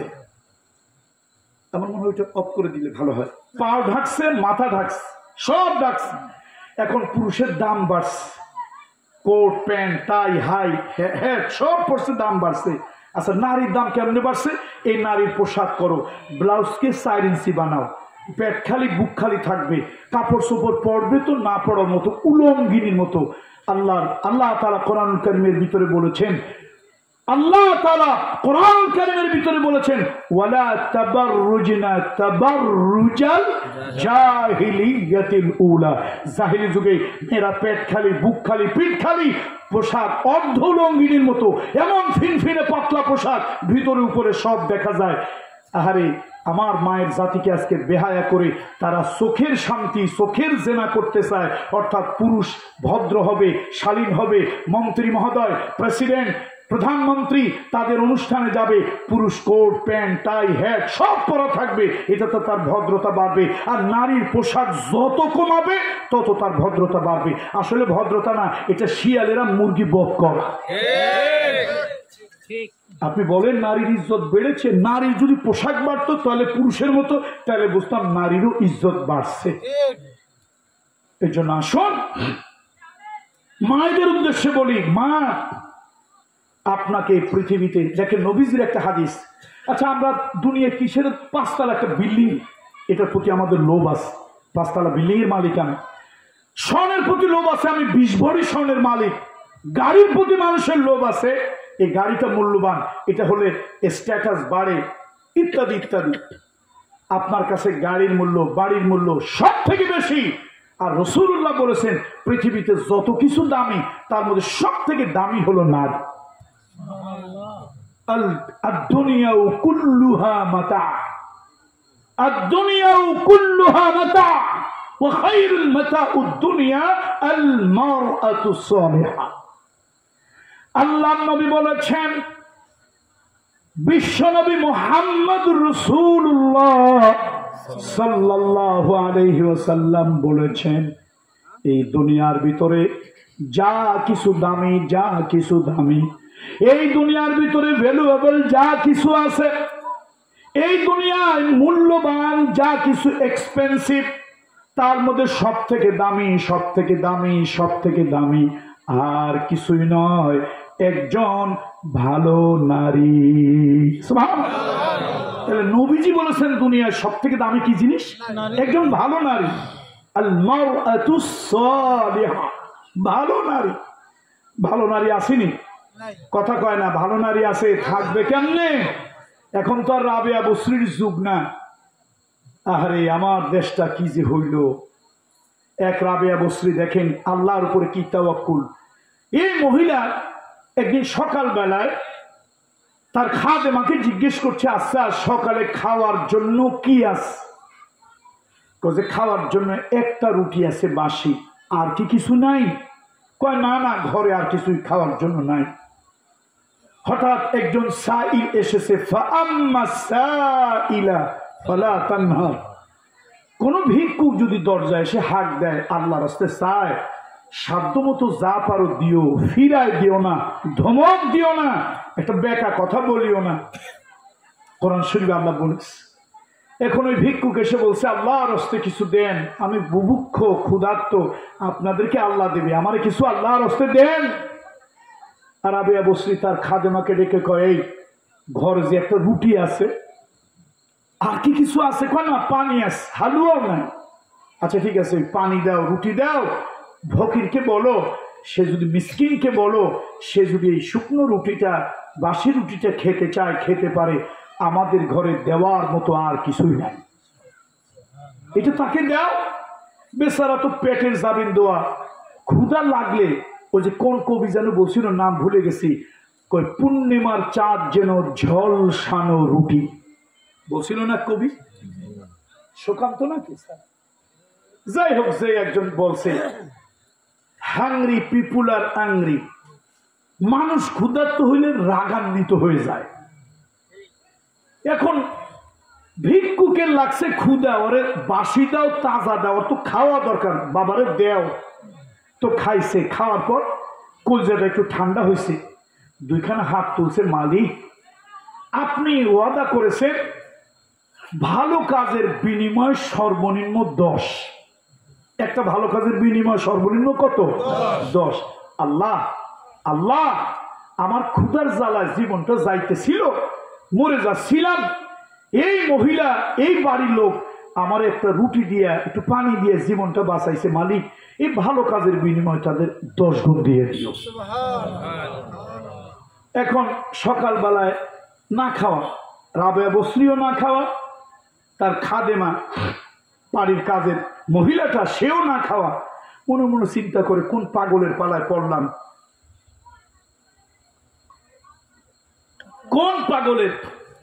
কোন পাগলের দেশে বসবাস করি। এই রুটিটা যদি ছিঁড়ে দুইজনে খাইতাম, 2 গ্লাস পানি খাইতাম, তাও তো কিছু পেটের জ্বালা মিটত। তো আরেকজনে দিয়ে দিল, ভিক্ষুক খাইলো, আমাদের লাভ কি হইল? এই মহিলা মনে মনে রাগ। 10টা-11টা বেজে গেছে, বেলা হয়ে গেছে। হঠাৎ একটা ট্রেন আসছে রাবেয়া বসরির ঘরে, সালামুন আলাইকুম, আমরা অমুক জায়গা, এই আমার বাড়ির মালিক আপনারে নাস্তা খাওয়াবে, এই রুটি দিছে, হালুয়া দিছে, রাবেয়া বসরিকে আমার কাছে নিয়ে আসো। আনছে, এখন গুনে দেখে রুটি 9টা। কয়টা রুটি? এখন কাজের লোকরে কয়, শোনো তুমি কি বাড়ির মালিক? কয় না, আমি কাজের লোক। ওই বাড়ির মালিকের কাছে এটা নিয়ে দাও, ফিরাই দাও, আমার হিসাবে বনে না, এই রুটি আমার না, এটা ভুল ঠিকানায় আসছে। হিসাবে কি হয় না? হিসাবে মিলে না, হিসাবে বনে না। তোমার মালিকরে গিয়ে বলিও রুটি আমার না, হয়তো ভুল ঠিকানায় অন্য কারো রুটি আমার ঘরে চলে আসছে। তো কাজের লোকটা ট্রেটা নিয়ে, রুটি নিয়ে, হালুয়া নিয়ে বাসায় চলে গেছে। মহিলা একটু রাগ হয়েছে, আরে বেওকুফ, বেলা এত হয়েছে, তোর তো আরো সকালবেলা নাস্তা দেওয়া দরকার ছিল, তুই এত বেলা করে নাস্তা দিলি কেন? কয় যে আমি তো নিয়ে গেছিলাম, রাবেয়া বসরি রুটি গুনলো, গুনের শেষে কি যেন চিন্তা করে করলো, যাও নিয়ে যাও, বাড়ির মালিকরে বলিও হয়তো ভুল ঠিকানায় আসছে, রুটি আমার না হিসাবে বনে না। এখন মহিলা নিজেই গুনে দেখে, কিরে তোরে তো রুটি দিতে কইছি 10টা, তুই রুটি 9টা দিছিস কেন? কই আমি চিন্তা করলাম তারা 2জন মানুষ, কয়টা খাবে? নাহলে 2জন মানুষ দুটোই খাবে, যেই বড় বড় রুটি, না হলে 3টে 4টেই খাবে, এতগুলো রুটি দিয়ে লাভ কি? কয় শোন, গতকালকে আমি মনে মনে একটা নিয়ত করছিলাম আল্লাহর কাছে, কালকে সকালবেলায় আমাদের প্রতিবেশী রাবেয়া বসরিকে একটু নাস্তা খাওয়াবো, আল্লাহ যদি হায়াতে বাঁচায় 10টা রুটি দেব। কয়টা রুটি দেব? তো আমার তো নিয়ে ছিল 10টা, তুই নিয়ে গেছিস 9টা, করলি কি? তাড়াতাড়ি যা। তো সে আবার রুটি টুটি সুন্দর করে নিয়ে ট্রে করে নিয়ে আবার গেছে। এই তুমি আবার আসছো কেন? কয় যে এটা আমার বাড়ির মালিক আপনার জন্য পাঠাইছে। রাবেয়া বসরি এবার গুনে দেখে 10টা। কয় আমার ধারণা তোমার বাড়ির মালিক আমার জন্যই পাঠিয়েছে, এটা মিন জানিবিল্লাহ, এটা আল্লাহর পক্ষ থেকে। এবার কাজের মহিলা বলল, একটু আগে এই রুটি নিয়ে আসলাম, আপনি ফেরত দিলেন, আবার একটু পরে ঘুরাইয়া নিয়ে আসলাম, আপনি গ্রহণ করলেন, কারণ বুঝলাম না। কয় শোনো, এটা আল্লাহর সাথে আমার লেনা দেনা, এইটা আল্লাহর সাথে আমার লেনা দেনা। আমি গরিব মানুষ, আমার ঘরে একজন মুসাফির সাইল এসেছে, আমি ওই সাইলকে ফেরত দেই নাই, ধমক দেই নাই, গরিব মানুষ আমার ঘরে আসছো কেন, দুনিয়া কি জায়গা পাও না, এরকম কোন কড়া কথা, কঠিন কথা, রূঢ় কথা বলি নাই, বরং আমার খাওয়ার জন্য যা ছিল আমি আল্লাহর রস্তে, আল্লাহর সন্তুষ্টির জন্য সাইলকে, ভিক্ষুককে, মুসাফিরকে দিয়েছি। আমি আল্লাহর উপরে ইয়াকিন ছিল, বিশ্বাস ছিল, একের বদলা 10, নিশ্চয় এর বিনিময় আমার আল্লাহ আমারে যদি কিছু ফিরায় দেয়, 1 গুণ 2 গুণ নয়, আমার আল্লাহ 10 গুণ বাড়াইয়া আমারে ফিরায় দেবে। ও মায়েরা, মহিলাদেরকে বলি, মা কেমন একটা ঈমান, আল্লাহর উপরে কেমন ইয়াকিন। আজকে আমার মায়েরা, নারীরা, আল্লাহ মাফ করুন, আল্লাহ মাফ করুন, আমার কথা কেউ রাগ করেন না, একটা গরু ছাগল, একটা পশু প্রাণীরও লজ্জা আছে। আমার মায়ের জাতি, বোনের জাতি দিন যতই যাচ্ছে ক্রমান্বয়ে ডে বাই ডে তারা লজ্জাহীন হয়ে যাচ্ছে, পশুর থেকে খারাপ হয়ে যাচ্ছে। একটা নারী তার যৌনাঙ্গ উদ্দাম রাখে, খোলা রাখে, ক্যামেরার সামনে 1000 পুরুষের সামনে দেখায়, একটুও দ্বিধা, হেজিটেশন, সংকোচ বোধ করে না। কি হইল মা গো, এই দুনিয়ায় মোবাইল বানানোর ফ্যাক্টরি আছে, পায়ের জুতা বানানোর ফ্যাক্টরি আছে, কাপড় বানানোর ফ্যাক্টরি আছে, পৃথিবীতে একটা ফ্যাক্টরি নাই মানুষ তৈরি। আল্লাহ তাআলা আমার মায়ের পেট, আমার বোনের পেট, আমার স্ত্রীর পেট, আমার কলিজার টুকরা কন্যার পেট আল্লাহ তাআলা মানুষ বানানোর জন্য এইটাকে নির্ধারণ করেছেন। নিসাউকুম হারসুল লাকুম, নিসাউকুম হারসুল লাকুম, নারীরা হচ্ছে ক্ষেত, ক্ষেত যদি ভালো হয় আল্লাহ তাআলা ভালো ফসল দেয়। এই জন্য মা, আপনি স্কুলে পড়েন, নিষেধ নাই, ন্যারোনেস, ন্যারো মাইন্ডেড নয় ইসলাম। সহিহ হাদিস, সহিহ বুখারী, সহিহ মুসলিম, সহিহ হাদিস, মুহাম্মদ রাসূলুল্লাহ অভিযানে গিয়েছে, আল্লাহ নবীর মসজিদে নববীর সামনে তাবু গাড়া হয়েছে, মসজিদে নববীর সামনে তাবু খাটাইয়া বিভিন্ন যুদ্ধে যারা আহত হয়েছে সেই আহতদেরকে চিকিৎসা করার জন্য, সেবা করার জন্য নারীদেরকে নার্স বানিয়ে বিশ্বনবী নিয়োগ দিয়েছে। আমার কোন শিক্ষিতা মা যদি রসুলের যুগের নারীর ব্যাপারে কিছু জানতে চান, আমি একটা বইয়ের নাম প্রেসক্রাইব করছি। আমার মাইকের আওয়াজ যদি কোনো কর্মজীবী পেশাজীবী কোনো শিক্ষিতা মা আমার আলোচনা শুনে যদি ইসলামকে জানতে চান, মধ্যপ্রাচ্যের একজন নাম করা লেখক আব্দুল হালিম আবু শোক্কা, নাম কি? আব্দুল হালিম আবু শোক্কা, তার সহিহ হাদিসের উপরে 3 খণ্ডে বই আছে, রসুলের যুগে নারী স্বাধীনতা। কয় খণ্ড? 3 খণ্ড। হাদিস দিয়ে দিয়ে তিনি প্রমাণ করেছেন আল্লাহ রসুলের যুগেও নারীর স্বাধীনতা ছিল। কিন্তু আজকে আমার মায়েরা যেই স্বাধীনতা ভোগ করে, এই স্বাধীনতা স্বাধীনতা নয়, এর নাম বেহায়াপনা, বেলেল্লাপনা, এর নাম চরিত্র হনন, এর নাম নিজেকে অন্য পুরুষের কাছে বিলিয়ে দেওয়া। চিৎকার করে বলেন নাউযুবিল্লাহ। আমার মায়ের জাতির অনেক সম্মান, অনেক ইজ্জত, অনেক মর্যাদা। যা হোক আমার ভাইরা বোনেরা, আমার বন্ধুরা, নারী কত বড় সম্মানের, নারী কত বড় ইজ্জতের। আল্লাহ রসুল একদিন ঘরে গেলেন, রসুল্লাহ ঘরে গিয়ে দেখেন আম্মা জান আয়েশা সিদ্দিকা রাদিয়াল্লাহু তাআলা আনহা, আমাদের মা মনখানা মলিন। আল্লাহ নবী তার স্ত্রীদেরকে ভালোবাসতেন, রাসূলুল্লাহ স্ত্রীদেরকে ভালোবাসতেন, বিবিদেরকে ভালোবাসতেন। সব নবীর সুন্নত, নবিয়ানা সুন্নত বিবিকে ভালোবাসা। বলুন বিবিকে ভালোবাসা কোন সুন্নত? সবাই বলেন কোন সুন্নত? নবিয়ানা সুন্নত বিবিকে ভালোবাসা। তবে খবরদার নিজের বউ পরের বউ না। কার বউ? এখন কিছু দাড়ি পাকা মুরব্বী শ্রেণীর লোকেরা বলতেছে, আরে ট্যাকেরাটের পিসাবের ছেলের হইল কি, এই বুড়াকালে ওয়াজ চলে। আমি বুঝি, আমি বেওকুফ না, এটা বুড়াকালের ওয়াজ। যুবক বয়সে স্ত্রীর প্রতি ভালোবাসা থাকে না, দৈহিক যৌবিক টান থাকে। ভালোবাসা বুড়াকালেই হয়। ভালোবাসা কোন কালে হয়? বুড়াকালেই হয়। যুবক কালে যেটা হয় ওইটা ভালোবাসা না, ওইটা দেহের টান। কোরআনুল কারীমের ভিতরে আল্লাহ বলেছেন ওয়া আয়াতুল লাহুম আন খালাকা লাকুম মিন আনফুসিকুম আজওয়াজান লিতাসকুনু ইলাইহা ওয়া জাআলা বাইনাকুম মাওয়াদ্দাতান ওয়া রাহমা। শোনো, আমি আল্লাহকে দেখা যায় না, আমি আল্লাহকে দেখা যায় না, ধরা যায় না, ছোঁয়া যায় না, তবে আমি আল্লাহ আছি, অনুভব করা যায়। পৃথিবীতে কিছু বিষয় আছে, এগুলো দিয়ে তুমি বুঝবা আমি আল্লাহ আছি। তার মধ্যে একটি হলো স্বামী আর স্ত্রী। এই স্বামী আর স্ত্রীর ভিতরে আমি আল্লাহ তাআলা এত ভালোবাসা, এত প্রেম, এত আকর্ষণ দিয়েছি।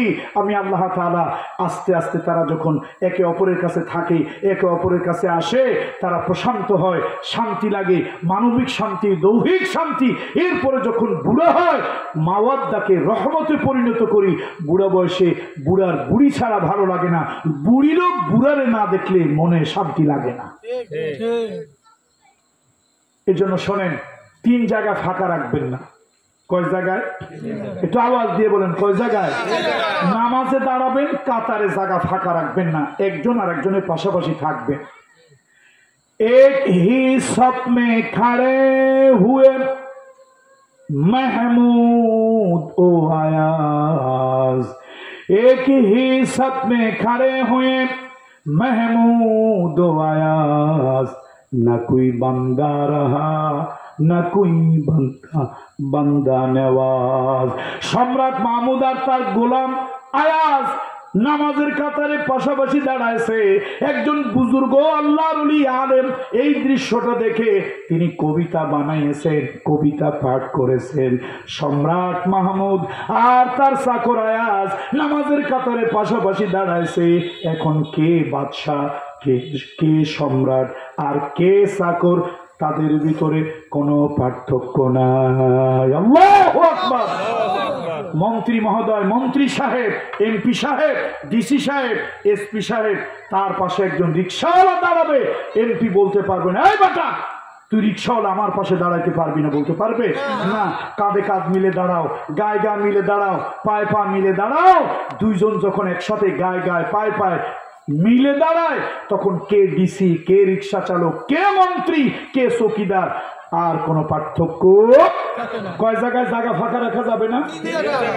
তার মধ্যে প্রথম হলো নামাজের কাতার সফ, দুই জায়গা। দ্বিতীয় হলো এই যে দ্বীনি মজলিসে যখন বসবেন, আল্লাহর ওলিদের মজলিসে, আলেম ওলামার মজলিসে, কোরআনের দর্স তাদরিস, এই মজলিসগুলোতে যখন বসবেন, জায়গা ফাঁকা রাখবেন না। ফাঁকা জায়গায় মিস্টার ইবলিস আসে, ওই জায়গায় এসে কিছু দিলের ভিতরে খোসাখুসি করে, ওয়াসওয়াসা দেয়, নাড়াচাড়া দেয়। এই চল একটু মোমবাতি খাইয়ে আসি। মোমবাতি বোঝেননি? একটু মোমবাতি টেনে আসি, চল। হুজুররা তো ওয়াজ কতই করে, কতই শুনলাম, এত শুনে করবো কি, ইত্যাদি ইত্যাদি। তৃতীয় জায়গা হলো স্বামী আর স্ত্রী। শুনতেছেন কথা? এই আপনারা কথা শুনতেছেন? স্বামী আর স্ত্রী আলাদা বিছানায় থাকবেন না, এক বিছানায় থাকবেন, পাশাপাশি থাকবেন, দুইজনের মাঝখানে কোনো জায়গা ফাঁকা থাকবে না। আল্লাহ নবী বলেছে, জায়গা যদি ইচ্ছে করে ফাঁকা রেখে স্বামী স্ত্রী দূরে দূরে ঘুমায়, মাঝখানে শয়তান অবস্থান করে, স্বামী স্ত্রীর আন্তরিকতা, মোহাব্বত, ভালোবাসায় সিট ধর লাগে, এক বালিশে শোবেন। হুজুর বুড়াকালে ওয়াজ, আরে বুড়াকালেরই তো ওয়াজ বলতেছি আমি। এটা প্রয়োজন, বিবিকে সালাম দেবেন। এক লোক কয়, ওই যে বগুড়া মাহফিল করতে গেছি। কোথায়? বগুড়া। এখন তো বগুড়া নাই, এখন হয়েছে জয়পুরহাট। ফরিদপুর ভাইঙ্গা যেরকম জেলা হয়েছে, বগুড়া ভাইঙ্গা জেলা হয়েছে জয়পুরহাট। ওইটার একটা থানার নাম পাঁচ বিবি। মরহুম আব্বাস আলী খান রহমতুল্লাহ আলাইহে, ওনার এলাকায় মাহফিলে গেছি, ওয়াজ হইতেছে। তো কইছি বউরে সালাম দেবেন। বুড়ো একটা দাঁড়ায় কয়, হুজুর কোন কি, অন্য জায়গায় না সালাম দিলাম। আচ্ছা বউরে সালাম দেবে, এই শরমের কামটা কি করা যায়? আচ্ছা বউরে সালাম দেব, সব কাজ করতে পারে, শরম লাগে না বউরে সালাম দিতে? তো হুজুর আবার পাশে একজন ছিল, ঠোঁট কাটা হুজুর। আমার তো ঠোঁট ঠিক আছে, সব কথা তো বলতে পারি না, পীর সাহেবের ছেলে। ওই বেচারার ঠোঁট নাই, ঠোঁট কাটা। সে কয়, মিয়া পরের মাইয়া আনছো, তিন কথা কইয়া আনছো, এক ল্যাপ, এক কাঁথা, এক কম্বল নিচে রাখছো, রাতের বেলায় কত ঘটনা দুর্ঘটনা কত কিছু ঘটছে, তাতে তোমার শরম করে না? নবীজির সুন্নাত একটু সালাম দেবে, তাতে তোমার শরম করে? তোমার শরমের গোলায় পানি ঢালো। আর কি কিছু বলা লাগবে? আচ্ছা বলেন, আমার মতো লোকের এই কথা কি বলা সম্ভব ছিল? ওই লোকটা ঠোঁট কাটা দেখে বলছে, আমি তো পারতাম। তো আর কি কিছু বলা লাগবে? লাগবে? এই জন্য বউ পুরান হোক নতুন হোক, বুড়া হোক, মোহাব্বত করবেন। স্ত্রীকে ভালোবাসা কোন সুন্নাত? নবীওয়ালা সুন্নাত। আল্লাহ আল্লাহ ভুলে গেছেন নি কথা, না মনে আছে? নবীজি মসজিদ থেকে কোথায় গেছে? ঘরে, ঘরে, বাসায়। আল্লাহ রসুল গিয়ে দেখে মা আয়েশা সিদ্দিকা মনটা খারাপ, মুখটা বেজার, চোখের কোনায় পানি। মা আয়েশা কেঁদেছে, চোখটা ফুলে গেছে। আমার দিনের নবী সব স্ত্রীদেরকে ভালোবাসতেন, মোহাব্বত করতেন। আম্মা জানকে কাঁদা দেখে, মন খারাপ দেখে রাসূলুল্লাহ বলেন, আমার হুমায়রা, মানে লাল গোলাপ, আমার হুমায়রার দিলে কে কষ্ট দিল, কে ব্যথা দিল, আমার হুমায়রার চোখে কে পানি এনে দিল? আম্মা জান আয়েশা মনটা কালা করে, মুখটা কালা করে বললেন, ইয়া রাসূলুল্লাহ, কেউ ব্যথা দেয় নাই, কেউ আমারে কষ্ট দেয় নাই, গালি দেয় নাই, তবে একটা ঘটনা আমার চোখের পানি ছেড়ে দিয়েছে, আমার মনটা খারাপ করে দিয়েছে। নবী জিজ্ঞেস করলেন, কোন ঘটনা? ইয়া রাসূলুল্লাহ, আমার ঘরে আপনি নামাজে চলে গেছেন, আমার ঘরে একজন মহিলা আসছে, একজন বিধবা নারী আমার ঘরে আসছে। ওই মহিলার সঙ্গে দুইটা বাচ্চা, দুইটা মেয়ে। ইয়া রাসূলুল্লাহ, মহিলার মুখখানা মলিন, ওই বাচ্চা মেয়ে দুটার চেহারা দেখা যায় না, মলিন চেহারা। আমার ঘরে এসে মহিলা বলল, মা, ও আম্মা জান আয়েশা, আপনার ঘরে কোনো খাবার আছে নাকি?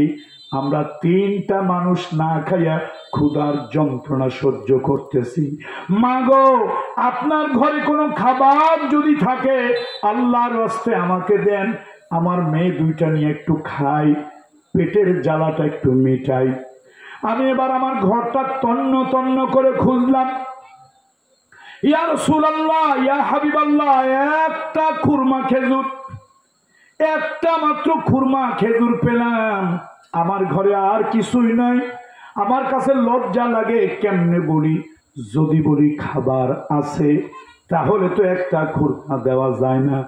আবার যদি বলি ও মা, আমার ঘরে কোনো খাবার নাই, তাহলে আমার কথা মিথ্যা হয়ে যায়। আমার ঘরে একটা খুরমা খেজুর আছে। আমি দ্বিধা দ্বন্দ্বে পড়ে গেলাম। মহিলা বুঝতে পারলো আমার ঘরে কোনো খাবার নাই। মহিলা বলল, মা বুঝেছি, আপনার ঘরে আমাদের মতো কোনো খাবার নাই। আমি বললাম, মা গো, আমার ঘরে, নবীজির ঘরে একটা মাত্র খুরমা খেজুর আছে। মহিলা বলল, মা আপনি যদি দয়া করে দেন, ওই বড় খুরমা খেজুরটাকে আমি তার হাতে দিলাম।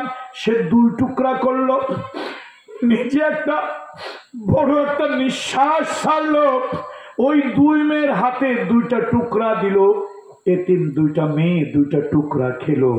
আর মহিলা আবার ফাঁক করে লম্বা একটা নিঃশ্বাস ছাড়লো, না খাইয়া এই অর্ধাহার অনাহারের মেয়ে 2টা নিয়ে বের হয়ে চলে গেল। ইয়া রাসূলুল্লাহ, আমি এই জন্য কেঁদেছি, আমার দিনটা বড় কষ্ট লেগেছে। আল্লাহ তাআলা এই মাকে পরীক্ষায় ফেলেছেন। আল্লাহ তাআলা এই মাকে 2টা মেয়ে না দিয়া যদি 2টা ছেলে দিত, স্বামী মারা গেছে, বিধবা মহিলা, এই মেয়ে 2টা, এই ছেলে 2টা কামাই করত, রুজি করত, মাকে খাওয়াতো, সংসার চলতো। এই মেয়েরা তো অসহায়, এই মেয়েদেরকে বিবাহ দিলে পরের ঘরে চলে যাবে। ইয়া রাসূলুল্লাহ, এই মেয়েরা তো মায়ের কোনো উপকারে আসবে না। আল্লাহ তাআলা এই মহিলাকে এরকম পরীক্ষা কেন দিল? এই জন্য আমি কাঁদলাম। আল্লাহ নবী বললেন, আয়েশা, ও আয়েশা, আমি তোমার একটা কথা শোনাবো, এটা শুনলে তুমি কাঁদবা না হাসবা? ও আয়েশা, আল্লাহ তাআলা এই মহিলাকে কিয়ামতের ময়দানে নাজাত দেওয়ার জন্য, জাহান্নাম থেকে বাঁচানোর জন্য আল্লাহ তাআলা এই মহিলাকে 2টা অসহায় কন্যা দিয়েছে। আয়েশা রে, ও আয়েশা, কিয়ামতের কঠিন ময়দানে যখন বিচার চলবে, মানুষগুলি উদ্ভ্রান্তের মতো দৌড়াবে, আইনাল মাফার, আইনাল মাফার, কোথায় পালাবো, কোথায় লুকাবো, কোথায় আত্মগোপন করব? মানুষগুলি যখন উদ্ভ্রান্তের মতো, নেশাগ্রস্তের মতো দৌড়াবে, ওই কিয়ামতের কঠিন ময়দানে জাহান্নামের যাদের ফয়সালা হয়ে যাবে, যাদের জাহান্নামের ফয়সালা হয়ে গেল, এই মানুষগুলোকে জোর করে জাহান্নামের দিকে নিয়ে যাওয়া হবে। ওয়াসিকাল্লাযীনা কাফারু, কি জানো, ইলাল জাহান্নামা যুমারা, যারা যেতে চাইবে না, এই অস্বীকারীদের, এই নাফরমানগুলোকে জোর করে ধাক্কায় ধাক্কায় নেবে। ও আয়েশা, কিয়ামতের ময়দানে গুনার কারণে জাহান্নামের ফয়সালা হয়ে গেছে, এমন লোকদেরকে যখন জোর করে জাহান্নামে নেবে, হঠাৎ হঠাৎ একটা বান্ধন, একটা শক্তি, একটা রশি তাদেরকে পিছনের দিকে টেনে ধরবে। পিছনের দিকে টেনে ধরবে একটা শক্তি। এখন ফেরেশতারা ধাক্কাইয়া জাহান্নামের দিকে নিতে চায়, ওই শক্তি টেনে দিকে ধরে নিয়ে আসে। ফেরেশতারা জিজ্ঞেস করে, এই তুমি কে? শক্তি জিজ্ঞেস করে, তোমরা কে? আমরা আল্লাহর ফেরেশতাই, জাহান্নামী লোকটাকে জাহান্নামে নেব। শক্তি বলে, শোনো, আমরা হইলাম তার জিন্দেগির একটা আমল। সুবহানাল্লাহ বলবেন না? আমরা হইলাম জিন্দেগির একটা আমল, আমরা সাথে যতক্ষণ আছি আমরা এই লোকটাকে জাহান্নামে যেতে দেব না। আমরা আল্লাহর কাছে এখন দরখাস্ত করব, আল্লাহর কাছে দরখাস্ত করব, এই লোকটাকে জাহান্নাম থেকে ফিরানোর যা যা করা লাগে তাই করব। এখন ওই জাহান্নামে যে লোকটাকে নিয়ে যায় তার তো আর কোনো হুঁশ নাই। জাহান্নাম তো বড় ভয়াবহ। সেই জাহান্নামের দিকে নিচ্ছে, তার তো কলজে শুকায় গেছে, বাঁচার মরার সমান। ফাঁসির দিকে যখন নিতে চায় মানুষকে, তখন তার অবস্থা যেরকম, জাহান্নামীদেরকে যখন জাহান্নামের দিকে নেবে তাদের অবস্থা ওর থেকেও খারাপ। এখন লোকটা জিজ্ঞেস করে, ভাই রে, আমি জিন্দিগিতে এরকম ভালো একটা আমল করছি যে জাহান্নাম থেকে আমার ফিরাবে, এরকম আমল তো করি নাই। ভাই, এই আমলটা তুমি কে গো ভাই? কোন আমলটা আমি করছিলাম? এবার আমল রেখে বলবে, শোনো, আল্লাহ তাআলা তোমাকে একাধিক কন্যা সন্তান দিয়েছিল। ওই কন্যা তুমি হাসি মুখে লালন করেছো। ছেলে দেয় আল্লাহ, মেয়ে দেয় আল্লাহ। যারে খুশি ছেলে দেয়, যারে খুশি মেয়ে দেয়, আবার যারে খুশি কিছুই দেয় না। ইন্নাল্লাহা ইয়াফআলু মা ইয়াশা। আল্লাহু আকবার। ইন্নাল্লাহা ইয়াফআলু মা ইয়াশা। আল্লাহ যা চায়, যখন চায়, যেভাবে চায়, যেমনে চায়, ফাআলুল লিমা ইউরিদ। বাহাদুরি করিও না, ক্ষমতার ভাব দেখাইও না, হেডম দেখাইও না। ক্ষমতার বাহাদুরি চিরদিন থাকে না। পৃথিবীতে এমন ইতিহাস ঘটেছে, কোন রাজা, বাদশা, মন্ত্রী, মিনিস্টারের পতন হয়েছে, পালানোর জন্য ইঁদুরের গর্ত খুঁজে পায় না। বাহাদুরি করিও না। আল্লাহ যা চায় তাই করে। আল্লাহ যা চায় তাই করে। আল্লাহ যা খুশি তাই করে। ফাআলুল লিমা ইউরিদ। এখন আল্লাহ তো মেয়ে দিছে, ওই মেয়ে পাইয়া বেজার হয় নাই, নারাজ হয় নাই, বউকে তালাক দেওয়ার হুমকি দেয়। এই দাদারা আছেন এখানে? কথা কয় না, দাদারা আছে? দাদারা এখানে আছেন নাকি? হাজি সাহেব হাজি হয়েছেন, ইমান চরিত্র এখনো ঠিক হয় না, পরিবার নাই। ও হাজি সাহেব শোনেন, আপনার পুত্রবধূর ঘরে ছেলে হয়েছে, আজান দিছেন, খুশি হয়েছেন, কিন্তু মেয়ে হয়েছে, আজান দেন নাই। এই পার্থক্যটা কেন করলে? ইসলাম তো বলে নাই ছেলে হইলে আজান দিও, মেয়ে হইলে দিও না। বরং ছেলে হোক মেয়ে হোক, নবজাতক পৃথিবীতে যখন আসবে, সদ্য প্রসূত নবজাতক, তার ডান কানে আজান হবে, বাম কানে ইকামত। এটা হচ্ছে মুসলিম কালচার, ইসলামিক কালচার, নবীজির সুন্নাহ। এই সদ্য প্রসূত নবজাতককে জানিয়ে দেবেন এই সদ্য প্রসূত নবজাতক পৃথিবীর হায়াত সীমিত হায়াত। তোমার জীবনের আজান শেষ, তোমার জীবনের ইকামত শেষ। এখন শুধু তোমার বাকি আছে জানাজার নামাজ। পৃথিবীতে 60 বছর, 40 বছর, 50 বছর থাকবে, একদিন তোমার নামাজ হবে, জানাজার নামাজ। আজান হবে না, ইকামত হবে না।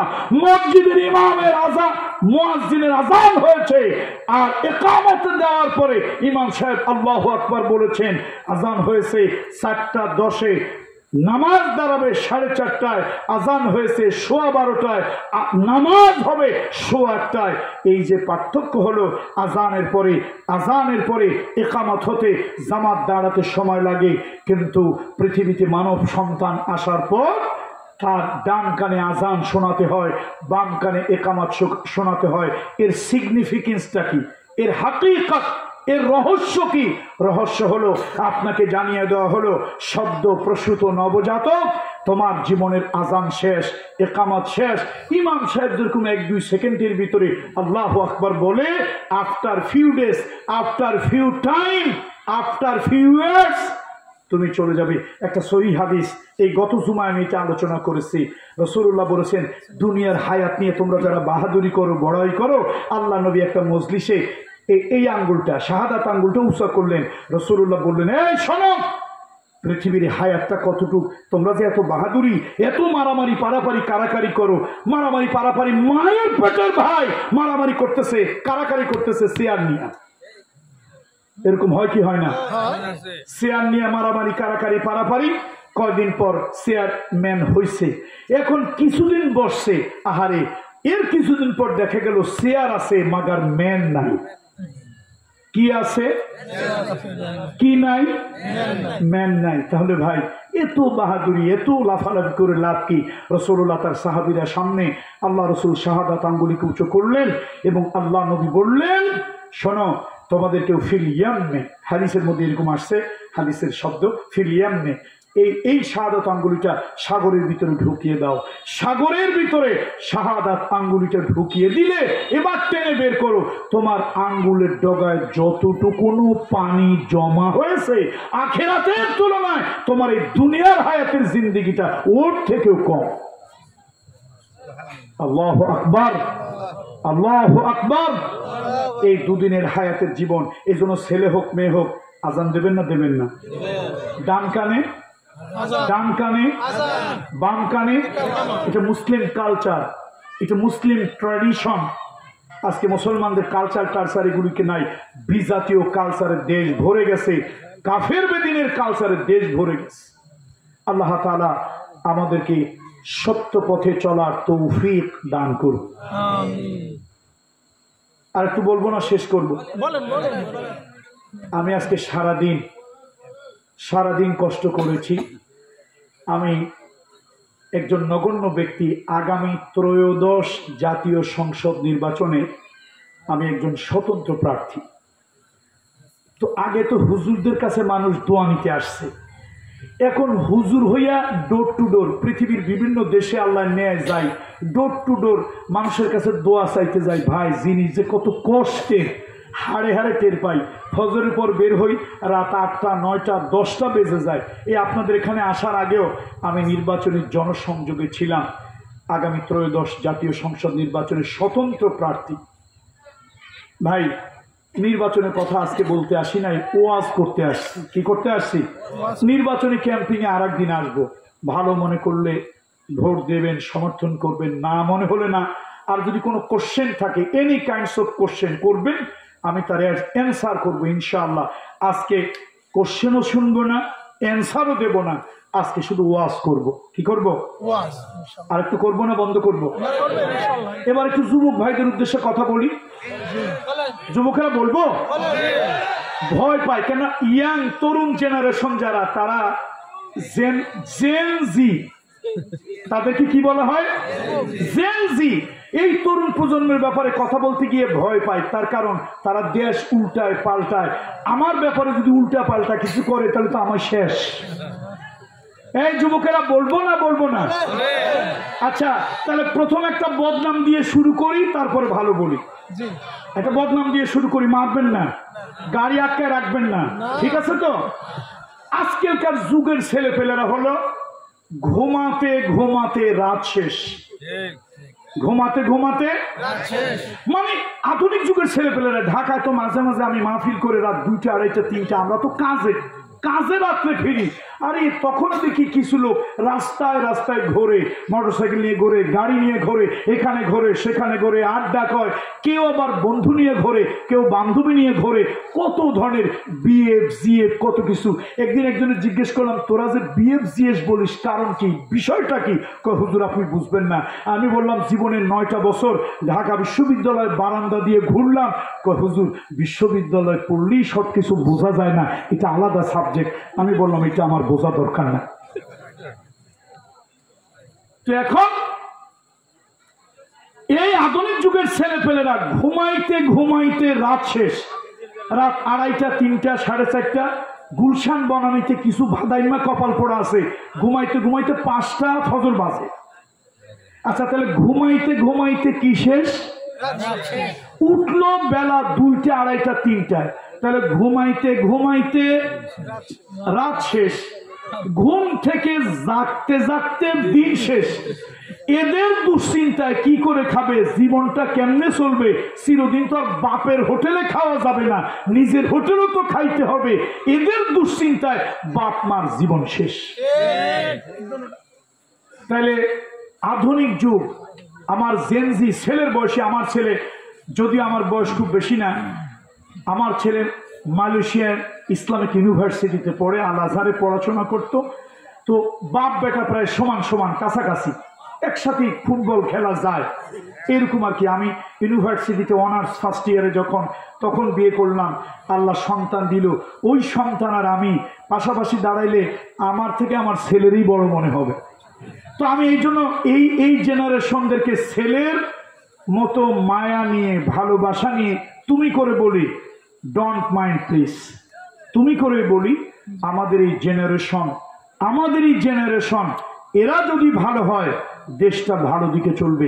যুবকেরা যদি পথ হারায় দেশটা পথ হারিয়ে যাবে। কোন নৌকার মাঝি যদি না থাকে, কর্ণধার যদি না থাকে, পালার হাল যদি না থাকে, ওই নৌকা ঘুরতে ঘুরতে অজানার উদ্দেশ্যে রওনা হয়, তার শেষ ডেস্টিনেশন ধ্বংস। আমি আল্লাহ কসম করে বলি, কোন দেশের তরুণ যুবকদের তারা যদি না থাকে, দেশটা গন্তব্যহীন গন্তব্যের দিকে চলবে, ডেস্টিনেশন থাকবে না। এই দেশ নামক নৌকাটা ধ্বংসের অতল গহ্বরে চলে যাবে। এই জন্য যুবকেরা এই সমাজ পরিবর্তনের জন্য আপনাদের প্রয়োজন, আপনাদের দরকার। ভালো কাজে যুবক, মন্দ কাজে যুবক। আল্লাহ নবী, বিশ্ব নবী, মানবতার বন্ধু মুহাম্মদুর রাসূলুল্লাহ সাল্লাল্লাহু আলাইহি ওয়াসাল্লাম, আল্লাহর নবী যুবকদেরকে ভালোবেসেছেন, রাসূলুল্লাহ যুবকদেরকে পছন্দ করেছেন। নবীজি বলেছেন, ইগতানিম খামসান ক্বাবলা খামসিন, 5 জিনিসের পূর্বে 5টা জিনিসকে মূল্যায়ন করো। তার মধ্যে প্রথম হলো শাবাবাকা ক্বাবলা হারামি, তোমার যৌবনকে, তারুণ্যকে তুমি মূল্য দাও বার্ধক্য আসার আগে। যুবকেরা, আমি আপনাদের কাছে জিজ্ঞেস করতে চাই, আপনারা কি বুড়া হবেন না হবেন না? অবশ্যই হবেন। দাদা আর নাতি সব মোহাব্বতের আধার, এর নাম হলো নানা আর দাদা। তো দাদায় বুড়া হয়েছে 110 বছর। এই দাদায় বুড়া হইতে হইতে বাঁকা হইয়া কুজা হইয়া বস্যির মতো হয়ে গেছে। বয়স কত? লোকেরা কথা কয় না, বয়স কত? 110। দাদায় কুজা হইয়া লাঠি একটা ভর দিয়া, বাঁশের লাঠিতে ভর দিয়ে হাঁটে। তো নাতি পিছনে পিছনে একটু মস্কারা করে, ঠাট্টা করে, এই বুড়া তোমার কি হারাইছে? তুমি রাস্তা দিয়ে কি তালাশ করো? নিচের দিকে খুঁজতে খুঁজতে যায় না? বাঁকা হইলে বস্যির মতো বাঁকা, নিচের দিকে তাকায় তাকায় তাকায় তাকায় হাঁটে, আস্তে আস্তে করে বাঁশের লাঠিতে ভর দিয়ে হাঁটে। দৃষ্টি হলো নিচের দিকে, কুজা হয়ে গেছে, বাঁকা হয়ে গেছে, মেরুদণ্ডটা উঁচু হয়ে গেছে।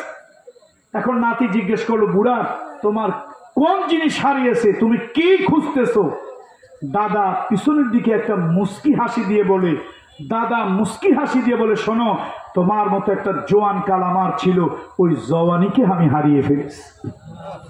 সুতরাং যে জওয়ানি চলে গেল, যে যৌবন চলে যাবে, তারুণ্য চলে যাবে, আর ফিরে আসবে না। ভাই, আল্লাহ আমার দেশে বিদেশে, আমি দেশের বাহিরে, বাংলাদেশের বাহিরে ওয়াজ করি, আমার কাছে মনে হলো ত্রিবাগজির মাহফিলটা আমার জীবনে একটা নতুন এক্সপিরিয়েন্স। মাহফিলে এত কথা হয়, আমার তো মনে হয় কোনো পশু পাখি, গরু ছাগলের সামনেও যদি কথা বলতাম, তারাও কিছুটা নিশ্চুপ থাকতো। আমার লাইফে দেশে এবং বাংলাদেশের বাহিরে প্রতি বছর আমি 2-4 মাস ঘুরি, আমার একটা নতুন অভিজ্ঞতা হইলো আপনাদের মাহফিলে। এটা একটা নতুন অভিজ্ঞতা, বিশ্বাস করুন, আল্লাহর কসম। আজীব ব্যাপার, 3-3.5 জন মানুষ, আমরা তো লক্ষ জনতার মধ্যেও কথা বলি। আপনারা ইউটিউবে আমার বক্তব্য দেখবেন, লক্ষ লক্ষ জনতার সামনে আমরা কথা বলি। বাংলাদেশের বাইরে কোথাও আউটডোরে মাহফিল হয় না। আমি, মিজানুর রহমান আজহারি, শহীদ আল্লামা দেলোয়ার হোসেন সাইদি, আমরা দুবাইতে আউটডোরে মাহফিল করেছি। আমি মালয়েশিয়ায় একাধিকবার আউটডোরে মাহফিল করেছি। বিদেশে মাহফিল হয়, ইনডোরে হয়, আউটডোরে খুব একটা হয় না। গভর্নমেন্টের পারমিশন পাওয়া যায় না। কোনো কমিউনিটি সেন্টারে, কনভেনশন হলে ইত্যাদিতে প্রোগ্রাম হয়। তো যা হোক, আপনারা ভবিষ্যতে যে মাহফিল দেবেন, রাস্তার পাশে দেবেন না। আর যাদের খুব বেশি ব্যস্ততা, তারা দূরে থাকবেন, মাহফিলের কাছে আসবেন না। মাহফিলের কাছে সব জায়গায় সব জিনিস উলো বনে মুক্ত ছড়ানো যায় না। যে জিনিসের কদর যারা বোঝে না তাদের কাছে সেই জিনিস আপনার প্রচার করা এটা উচিত না। মাঠে মাহফিল দেবেন, যার যার দরকার হবে দূরে গিয়ে তারা শুনবে, যাদের দরকার না তারা রাস্তাঘাটে এখানে সেখানে হাঁটবে, যা কিছু মনে হয় বাদাম খাবে, তারপরে বাঁদর খেলা দেখবে, সাপ খেলা দেখবে, আশ্চর্য মলম ইত্যাদি বিক্রি দেখবে, সালসা বিক্রি দেখবে। কোরআন করিম যেখানে আলোচনা হয়, পিন পত্তন নীরবতা। আরেক আবু জাহেলের কথা বলতেছি, মোহাম্মদ রসুল্লাহ কোরআন পড়তেছে, আবু জাহাল, আবু লাহাব, উতবা, সাইবা নীরব নীরব নিবৃত নিশ্চুপ শুনতেছে কোরআন, শুনতেছে এই মর্মস্পর্শী কোরআন, হৃদয়গ্রাহী কোরআন কানের ভিতর দিয়ে ঢুকতেছে, কলিজায় গিয়ে স্পর্শ করতেছে, চোখ বেয়ে পানি পড়তেছে। একজন জিজ্ঞেস করছে, আবু জাহেল তুমি কি মুহাম্মাদের কথায় প্রভাবিত হয়েছো? কয় না, বাপদাদার ধর্মই আছি, তবে মুহাম্মদ যে মন্ত্র পড়ছে এটা হৃদয়গ্রাহী মর্মস্পর্শী, কলিজায় গিয়ে লাগে। আর একজন কয়, শোনো মিয়া, এই দুর্বলতা যদি দেখাও, মুহাম্মাদের কোরআন সাল্লাল্লাহু আলাইহি ওয়াসাল্লাম, মুহাম্মাদের কোরআন শুনে লোকেরা পাগল হয়ে যাবে, দিন গ্রহণ করবে। আগামীকাল দারুন নদওয়ায় আইন হবে। আগামীকালকে দারুন নদওয়ায় আইন হলো, এখন থেকে মুহাম্মদ যেন নীরবে নিস্তব্ধে কোরআন পড়তে না পারে। এটা শুনলেই ঝামেলা, কান দিয়ে গেলেই ঝামেলা, মানুষ কাঁদে, মন নরম হয়, চোখ দিয়ে পানি আসে, মানুষের ভাবান্তর আসে, ধর্মান্তরিত হয়। তো কি করা যাবে না? কোরআন শুনলেই লা তাসমাউ লিহাদাল কোরআন, কোরআন এটা শুনিও না, হট্টগোল করো, চিৎকার করো, হই হুল্লোড় করো, আওয়াজ করো, শাউটিং করো, ব্যাড সাউন্ড করো। তো মুহাম্মদ রাসূলুল্লাহ এত কিছুর ভিতরে কেমনি কি করবে? কাবা ঘর থেকে উত্তর দিকে, মারওয়া পাহাড়ের জাস্ট উত্তরে, গাজ্জা উত্তরে, শিয়াবে আমিরের পশ্চিমে, আবু জাহেলের বাড়ি থেকে উত্তর দিকে একটি জায়গা আছে, নাম হলো মুআল্লা। বলেন তো জায়গাটার নাম কি? মুআল্লা। এই মুআল্লার বাংলা অর্থ হলো উঁচু ভূমি, টিলা ভূমি, উঁচা নিচা ভূমি, পাহাড়িয়া ভূমি। তো এই মুআল্লা নামক জায়গায় ও ইসমাইল আলাইহিস সালাম যখন কাবা ঘরের পাশে বসতি বানাইছিল মা হাজেরা সহ, ওই সময় থেকে একটা কবরস্থান, এই জায়গাটার নাম কি? মুআল্লা। এই জন্য আমরা ওই কবরস্থানকে আমরা বাংলাদেশিরা বলি জান্নাতুল মুআল্লা, মাকবারা মুআল্লা, মাওয়াকিফ মুআল্লা, ওটাকে আমরা বলি। আল্লাহর নবী, বিশ্ব নবী, নীরব নির্জন জায়গা কবরস্থান, ওই জায়গায় কেউ যায় না, ভয়তে কবরস্থানের কাছে কেউ যায় না। রাতের বেলা তো দূরের কথা, নির্জন কবরস্থান, ওই জায়গা দিয়ে দিনের বেলাও কেউ ভয়তে হাঁটে না। আল্লাহ নবী ওই জায়গায় চলে গেলেন। মুআল্লা নামক কবরস্থানের পূর্ব দিকে আল্লাহ রসুল একটা ঝোপঝাড়ের মধ্যে কাফেরদের যন্ত্রণায় মনের আবেগ দিয়ে, মনের মাধুরী দিয়ে কোরআন শরীফ পড়া যায় না, পড়তে পারেন না, নবীজির দিলে শান্তি লাগে না। আল্লাহর হাবিব ওই জায়গা গিয়ে কোরআন শরীফ পড়তেছেন, মনের আবেগ দিয়া কোরআন শরীফ পড়তেছেন। ওই কবরস্থানের ভিতরে অনেকগুলো জিন ছিল। জিনেদের হায়াত লম্বা হয় 1000 বছর, 1500 বছর, 800 বছর, 1200 বছর, জিনেরা লম্বা হায়াত পায়। রাসূলুল্লাহ যখন কোরআন শরীফ তেলাওয়াত করেন, জিনেরা ওই কোরআন শরীফ শোনার জন্য আসলো, কান লাগাইয়া শুনলো, মনের আবেগ দিয়া শুনলো। দীর্ঘক্ষণ রাসূলুল্লাহ কোরআন পড়ে এবার আল্লাহ নবী শেষ করলেন। জিনেরা রাসূলুল্লাহকে জিজ্ঞেস করলো, মান আনতা, আপনি কে? রাসূলুল্লাহ বললেন, আমি মুহাম্মদ ইবনে আব্দুল্লাহ ইবনে আব্দুল মুত্তালিব, কুরাইশ বংশ, আব্দে মানাব গোত্রের সন্তান, আব্দুল মুত্তালিবের নাতি। আমার উপরে আল্লাহ তাআলা ওহী দিয়েছেন, আমি নবী হয়েছি। এতক্ষণ পর্যন্ত আপনি কি পড়লেন? রাসূলুল্লাহ বললেন, এতক্ষণ পর্যন্ত আমি কোরআন পড়লাম। এবার জিনেরা একজন আর একজন দিকে তাকায়, কয় আমি তো মুসা নবীর জবানে শুনেছি, কেউ কয় আমি দাউদ পয়গম্বরের জবানে শুনেছি, কেউ কয় আমি ঈসা পয়গম্বরের জবানে শুনেছি। এত মধুর বাণী শুনি নাই। ইন্না সামি'না কুরআনান আজাবা, ইন্না সামি'না কুরআনান আজাবা। আমরা কি এক বিস্ময়কর কোরআন শুনলাম।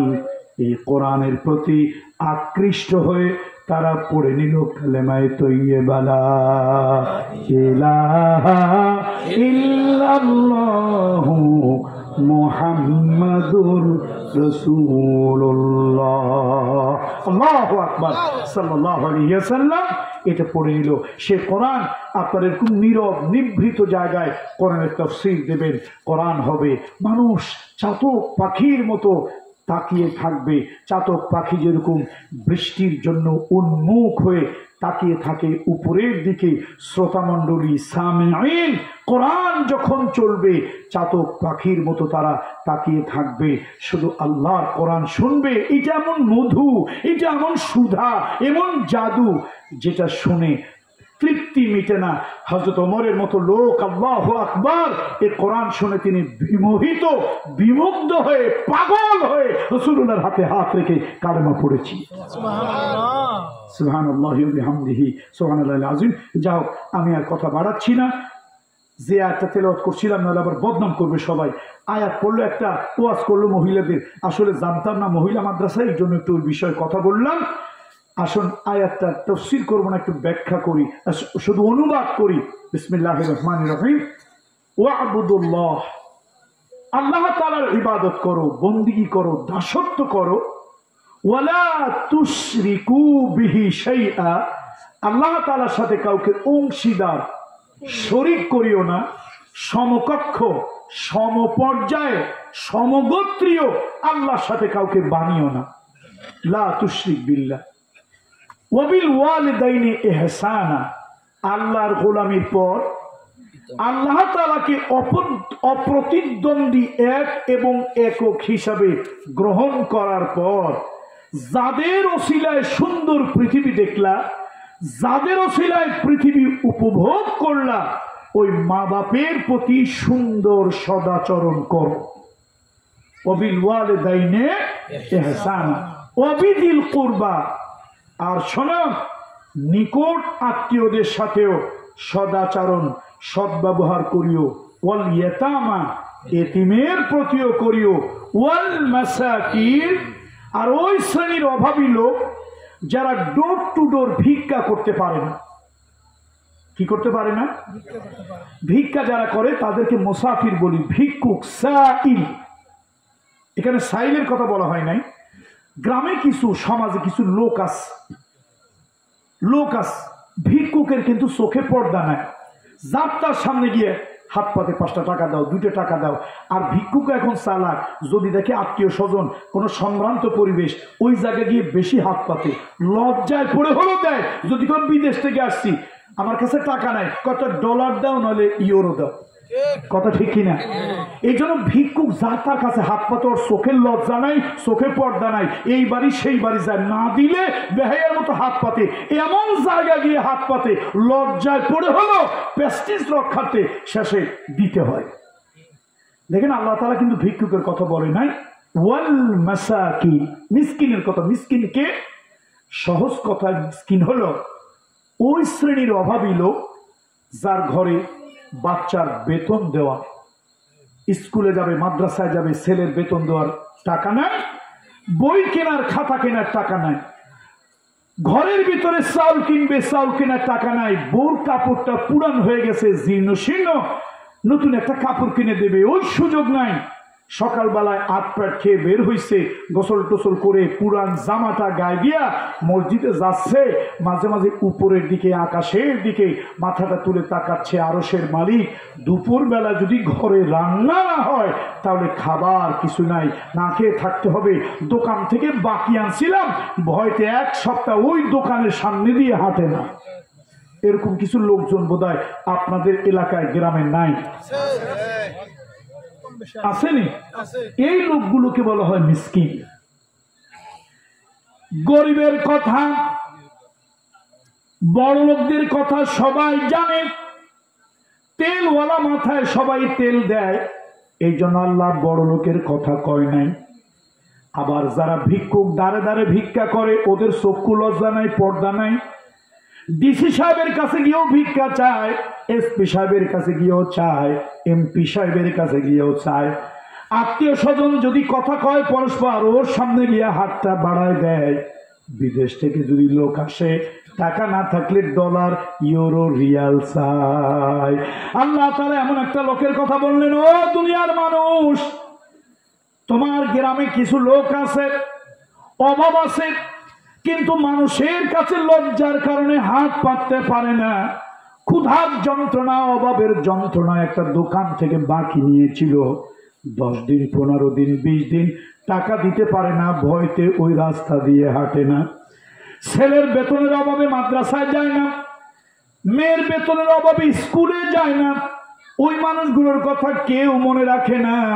আল্লাহ তাআলা বলেন, ওদের কথা আমি ভুলে যাই নাই। এই জন্য আল্লাহ তাআলা কোরআন শরীফের পৃষ্ঠায় পৃষ্ঠায় এই লোকগুলোর কথা আল্লাহ স্মরণ করিয়ে দিয়েছেন। আল্লাহ ওয়াল মাসাকিন ওয়াল জারি দিল কুরবা, নিকটতম প্রতিবেশী, ওয়াল জারি দিল জুনুব, আর দূরতম প্রতিবেশী, অথবা কেউ বলেছেন নিকটতম আত্মীয়, দূরতম আত্মীয়, এদের প্রতি ভালো ব্যবহার করা, ইহসান করা। ওয়াসসাহিবি বিযামবি, জীবন চলার সাথী। এখানে ইবনে কাসির দুটো ব্যাখ্যা করেছে। উলামায়ে কেরামরা যারা আছেন অন্যান্য তাফসীরেও ওয়াসসাহিবি বিযামবি, জীবন চলার সাথী, দুটো ব্যাখ্যা করেছে। একটা হলো, ধরুন আমি ব্যাংকে চাকরি করি, তাহলে ব্যাংকে চাকরি কি আমি একাই করি না আরো মানুষে করে? এই যে যাদের সাথে একসাথে আমার কলিগ, এরা হলো জীবন চলার সাথী। আমি স্কুলের মাস্টার, স্কুলে কি মাস্টারি আমি একাই করি না আরো কেউ করে? এই যে যারা আমার সাথে করে, ওরা আমার জীবন চলার সাথী। এই বাজারে আমি দোকানদারি করি, ত্রিবাগদি বাজারে দোকানদার কি আমি একা না আরো দোকানদার আছে? আরো আছে। এরা হলো আমার জীবন চলার সাথী। ওয়াসসাহিবি বিযামবি, চলার পথের সাথী। এটা হলো তাফসীরের এক ব্যাখ্যা। আর এক ব্যাখ্যা হলো, জীবন চলার সাথী দিয়ে এখানে স্পেশালি কনজুগাল লাইফের পার্টনার স্ত্রীকে বোঝানো হয়েছে। কাকে বোঝানো হয়েছে? স্ত্রী। স্ত্রী হলো জীবন চলার পথের সাথী। এদের সাথে ভালো ব্যবহার করতে হবে। আপনি তবলিগ জামাতের সিল্লা লাগাইছেন, সিল্লা সিল্লি বহুত করছেন, পীরের কাছে মুরিদ হয়েছেন, ইসলামী আন্দোলন সংগঠনে গেছেন, মাগার চরিত্র পাল্টায় নাই, এমন কিছু লোক আছে না নাই? বাড়িতে আসছে, একটু তরকারিতে ঝাল বেশি হয়েছে অথবা লবণ কম হয়েছে, হাউলা লাঠি দিয়ে জমের পিটেন পিটাইছে। বউ কিছু বলছে, কয় যা তোরে তালাক দিলাম মক্কা শরীফ পর্যন্ত। এখন নাতি জিজ্ঞেস করলো, দাদা এই দাদির যে তালাক দিলাম মক্কা শরীফ পর্যন্ত কেন? কয় ভাই রাগটা বেশি উঠছিল, কাছাকাছি তালাক দিলে তোর দাদি আবার ঘুরে আসবে, এই জন্য মক্কা শরীফ তালাক দিছে, অনেক দূর, ঘুরে আর আসতে পারবে না। হাসেন, কথা হাসেন, এই মুসলমানের চরিত্র। নাউজুবিল্লাহ বলেন, বলেন নাউজুবিল্লাহ। এই জন্য জীবন চলার সাথী, আপনি ব্যাংকার, আপনার সাথের একজন সহযোগী, আপনি মাস্টার, আপনার জীবন চলার সাথে একজন মাস্টার, আপনি দোকানদার, আপনার জীবন চলার সাথে একজন দোকানদার। হিন্দু হোক, কি হোক বলেন, কি হোক, হিন্দু হোক ভালো ব্যবহার করবেন, অমুসলিম হোক ভালো ব্যবহার করবেন, কোনো মানুষের সাথে খারাপ আচরণ করবেন না। জীবন চলার সাথে প্রতিবেশীর সাথে ভালো ব্যবহার করবেন, যেই ধর্মের হোক, যেই দলের হোক। রাসূলুল্লাহর সুন্নাত প্রতিবেশীর সাথে উত্তম আচরণ কর। আল্লাহ নবী বললেন, প্রতিবেশীর সাথে ভালো ব্যবহার করিও। অনেক হাদিস, আমি ওই দিকে যাব না, কোরআনের তাফসীর ব্যাখ্যাও করব না, অনুবাদ করব। ওয়াবনিস সাবিল, এবার হলো রাস্তার পথিক, তার সাথে ভালো ব্যবহার করবেন। আমি আমার ভাইদেরকে বলি, মুরব্বী বাবাজিদেরকে বলি, সারা দুনিয়ায় মানবতার ওয়াজ আমি করি। হাজার হাজার ভিডিও আমার ইউটিউবের ভিতরে দেখবেন। সারা পৃথিবীতে বাংলা ভাষাভাষী মানুষ আছে, পৃথিবীর বিভিন্ন রাষ্ট্রে আমি এই বিষয়গুলো নিয়ে কথা বলি। আপনি রাস্তায় চলতেছেন, একটা লোক অ্যাক্সিডেন্ট করেছে, খবরদার ও মুসলমান, খবরদার, ওই লোকটার ধর্ম পরিচয় জানবে না। তুমি কি আওয়ামী লীগ না বিএনপি, জাতীয় পার্টি না জাসদ, জামাত না হেফাজত, আলিয়া না কওমি, হিন্দু না মুসলমান, কোনো কিছু জিজ্ঞেস করবে না। রাস্তার পাশে একটা লোক যদি অসুস্থ হয়ে পড়ে থাকে, অ্যাক্সিডেন্ট হয়ে পড়ে থাকে, ইবনু সাবিল, ওই লোকটার দিকে হাত বাড়ায় দেবা। যদি তার ইনহেলার লাগে একটা ইনহেলার কিনে দিবা, ঔষধ লাগলে ঔষধ দিবা, রক্ত লাগলে রক্ত দিবা। যদি তোমার কাছে টাকা না থাকে, ইবনু সাবিল, ইবনু সাবিল জাকাতের খাত 8টা, ইবনু সাবিল তার মধ্যে একটা।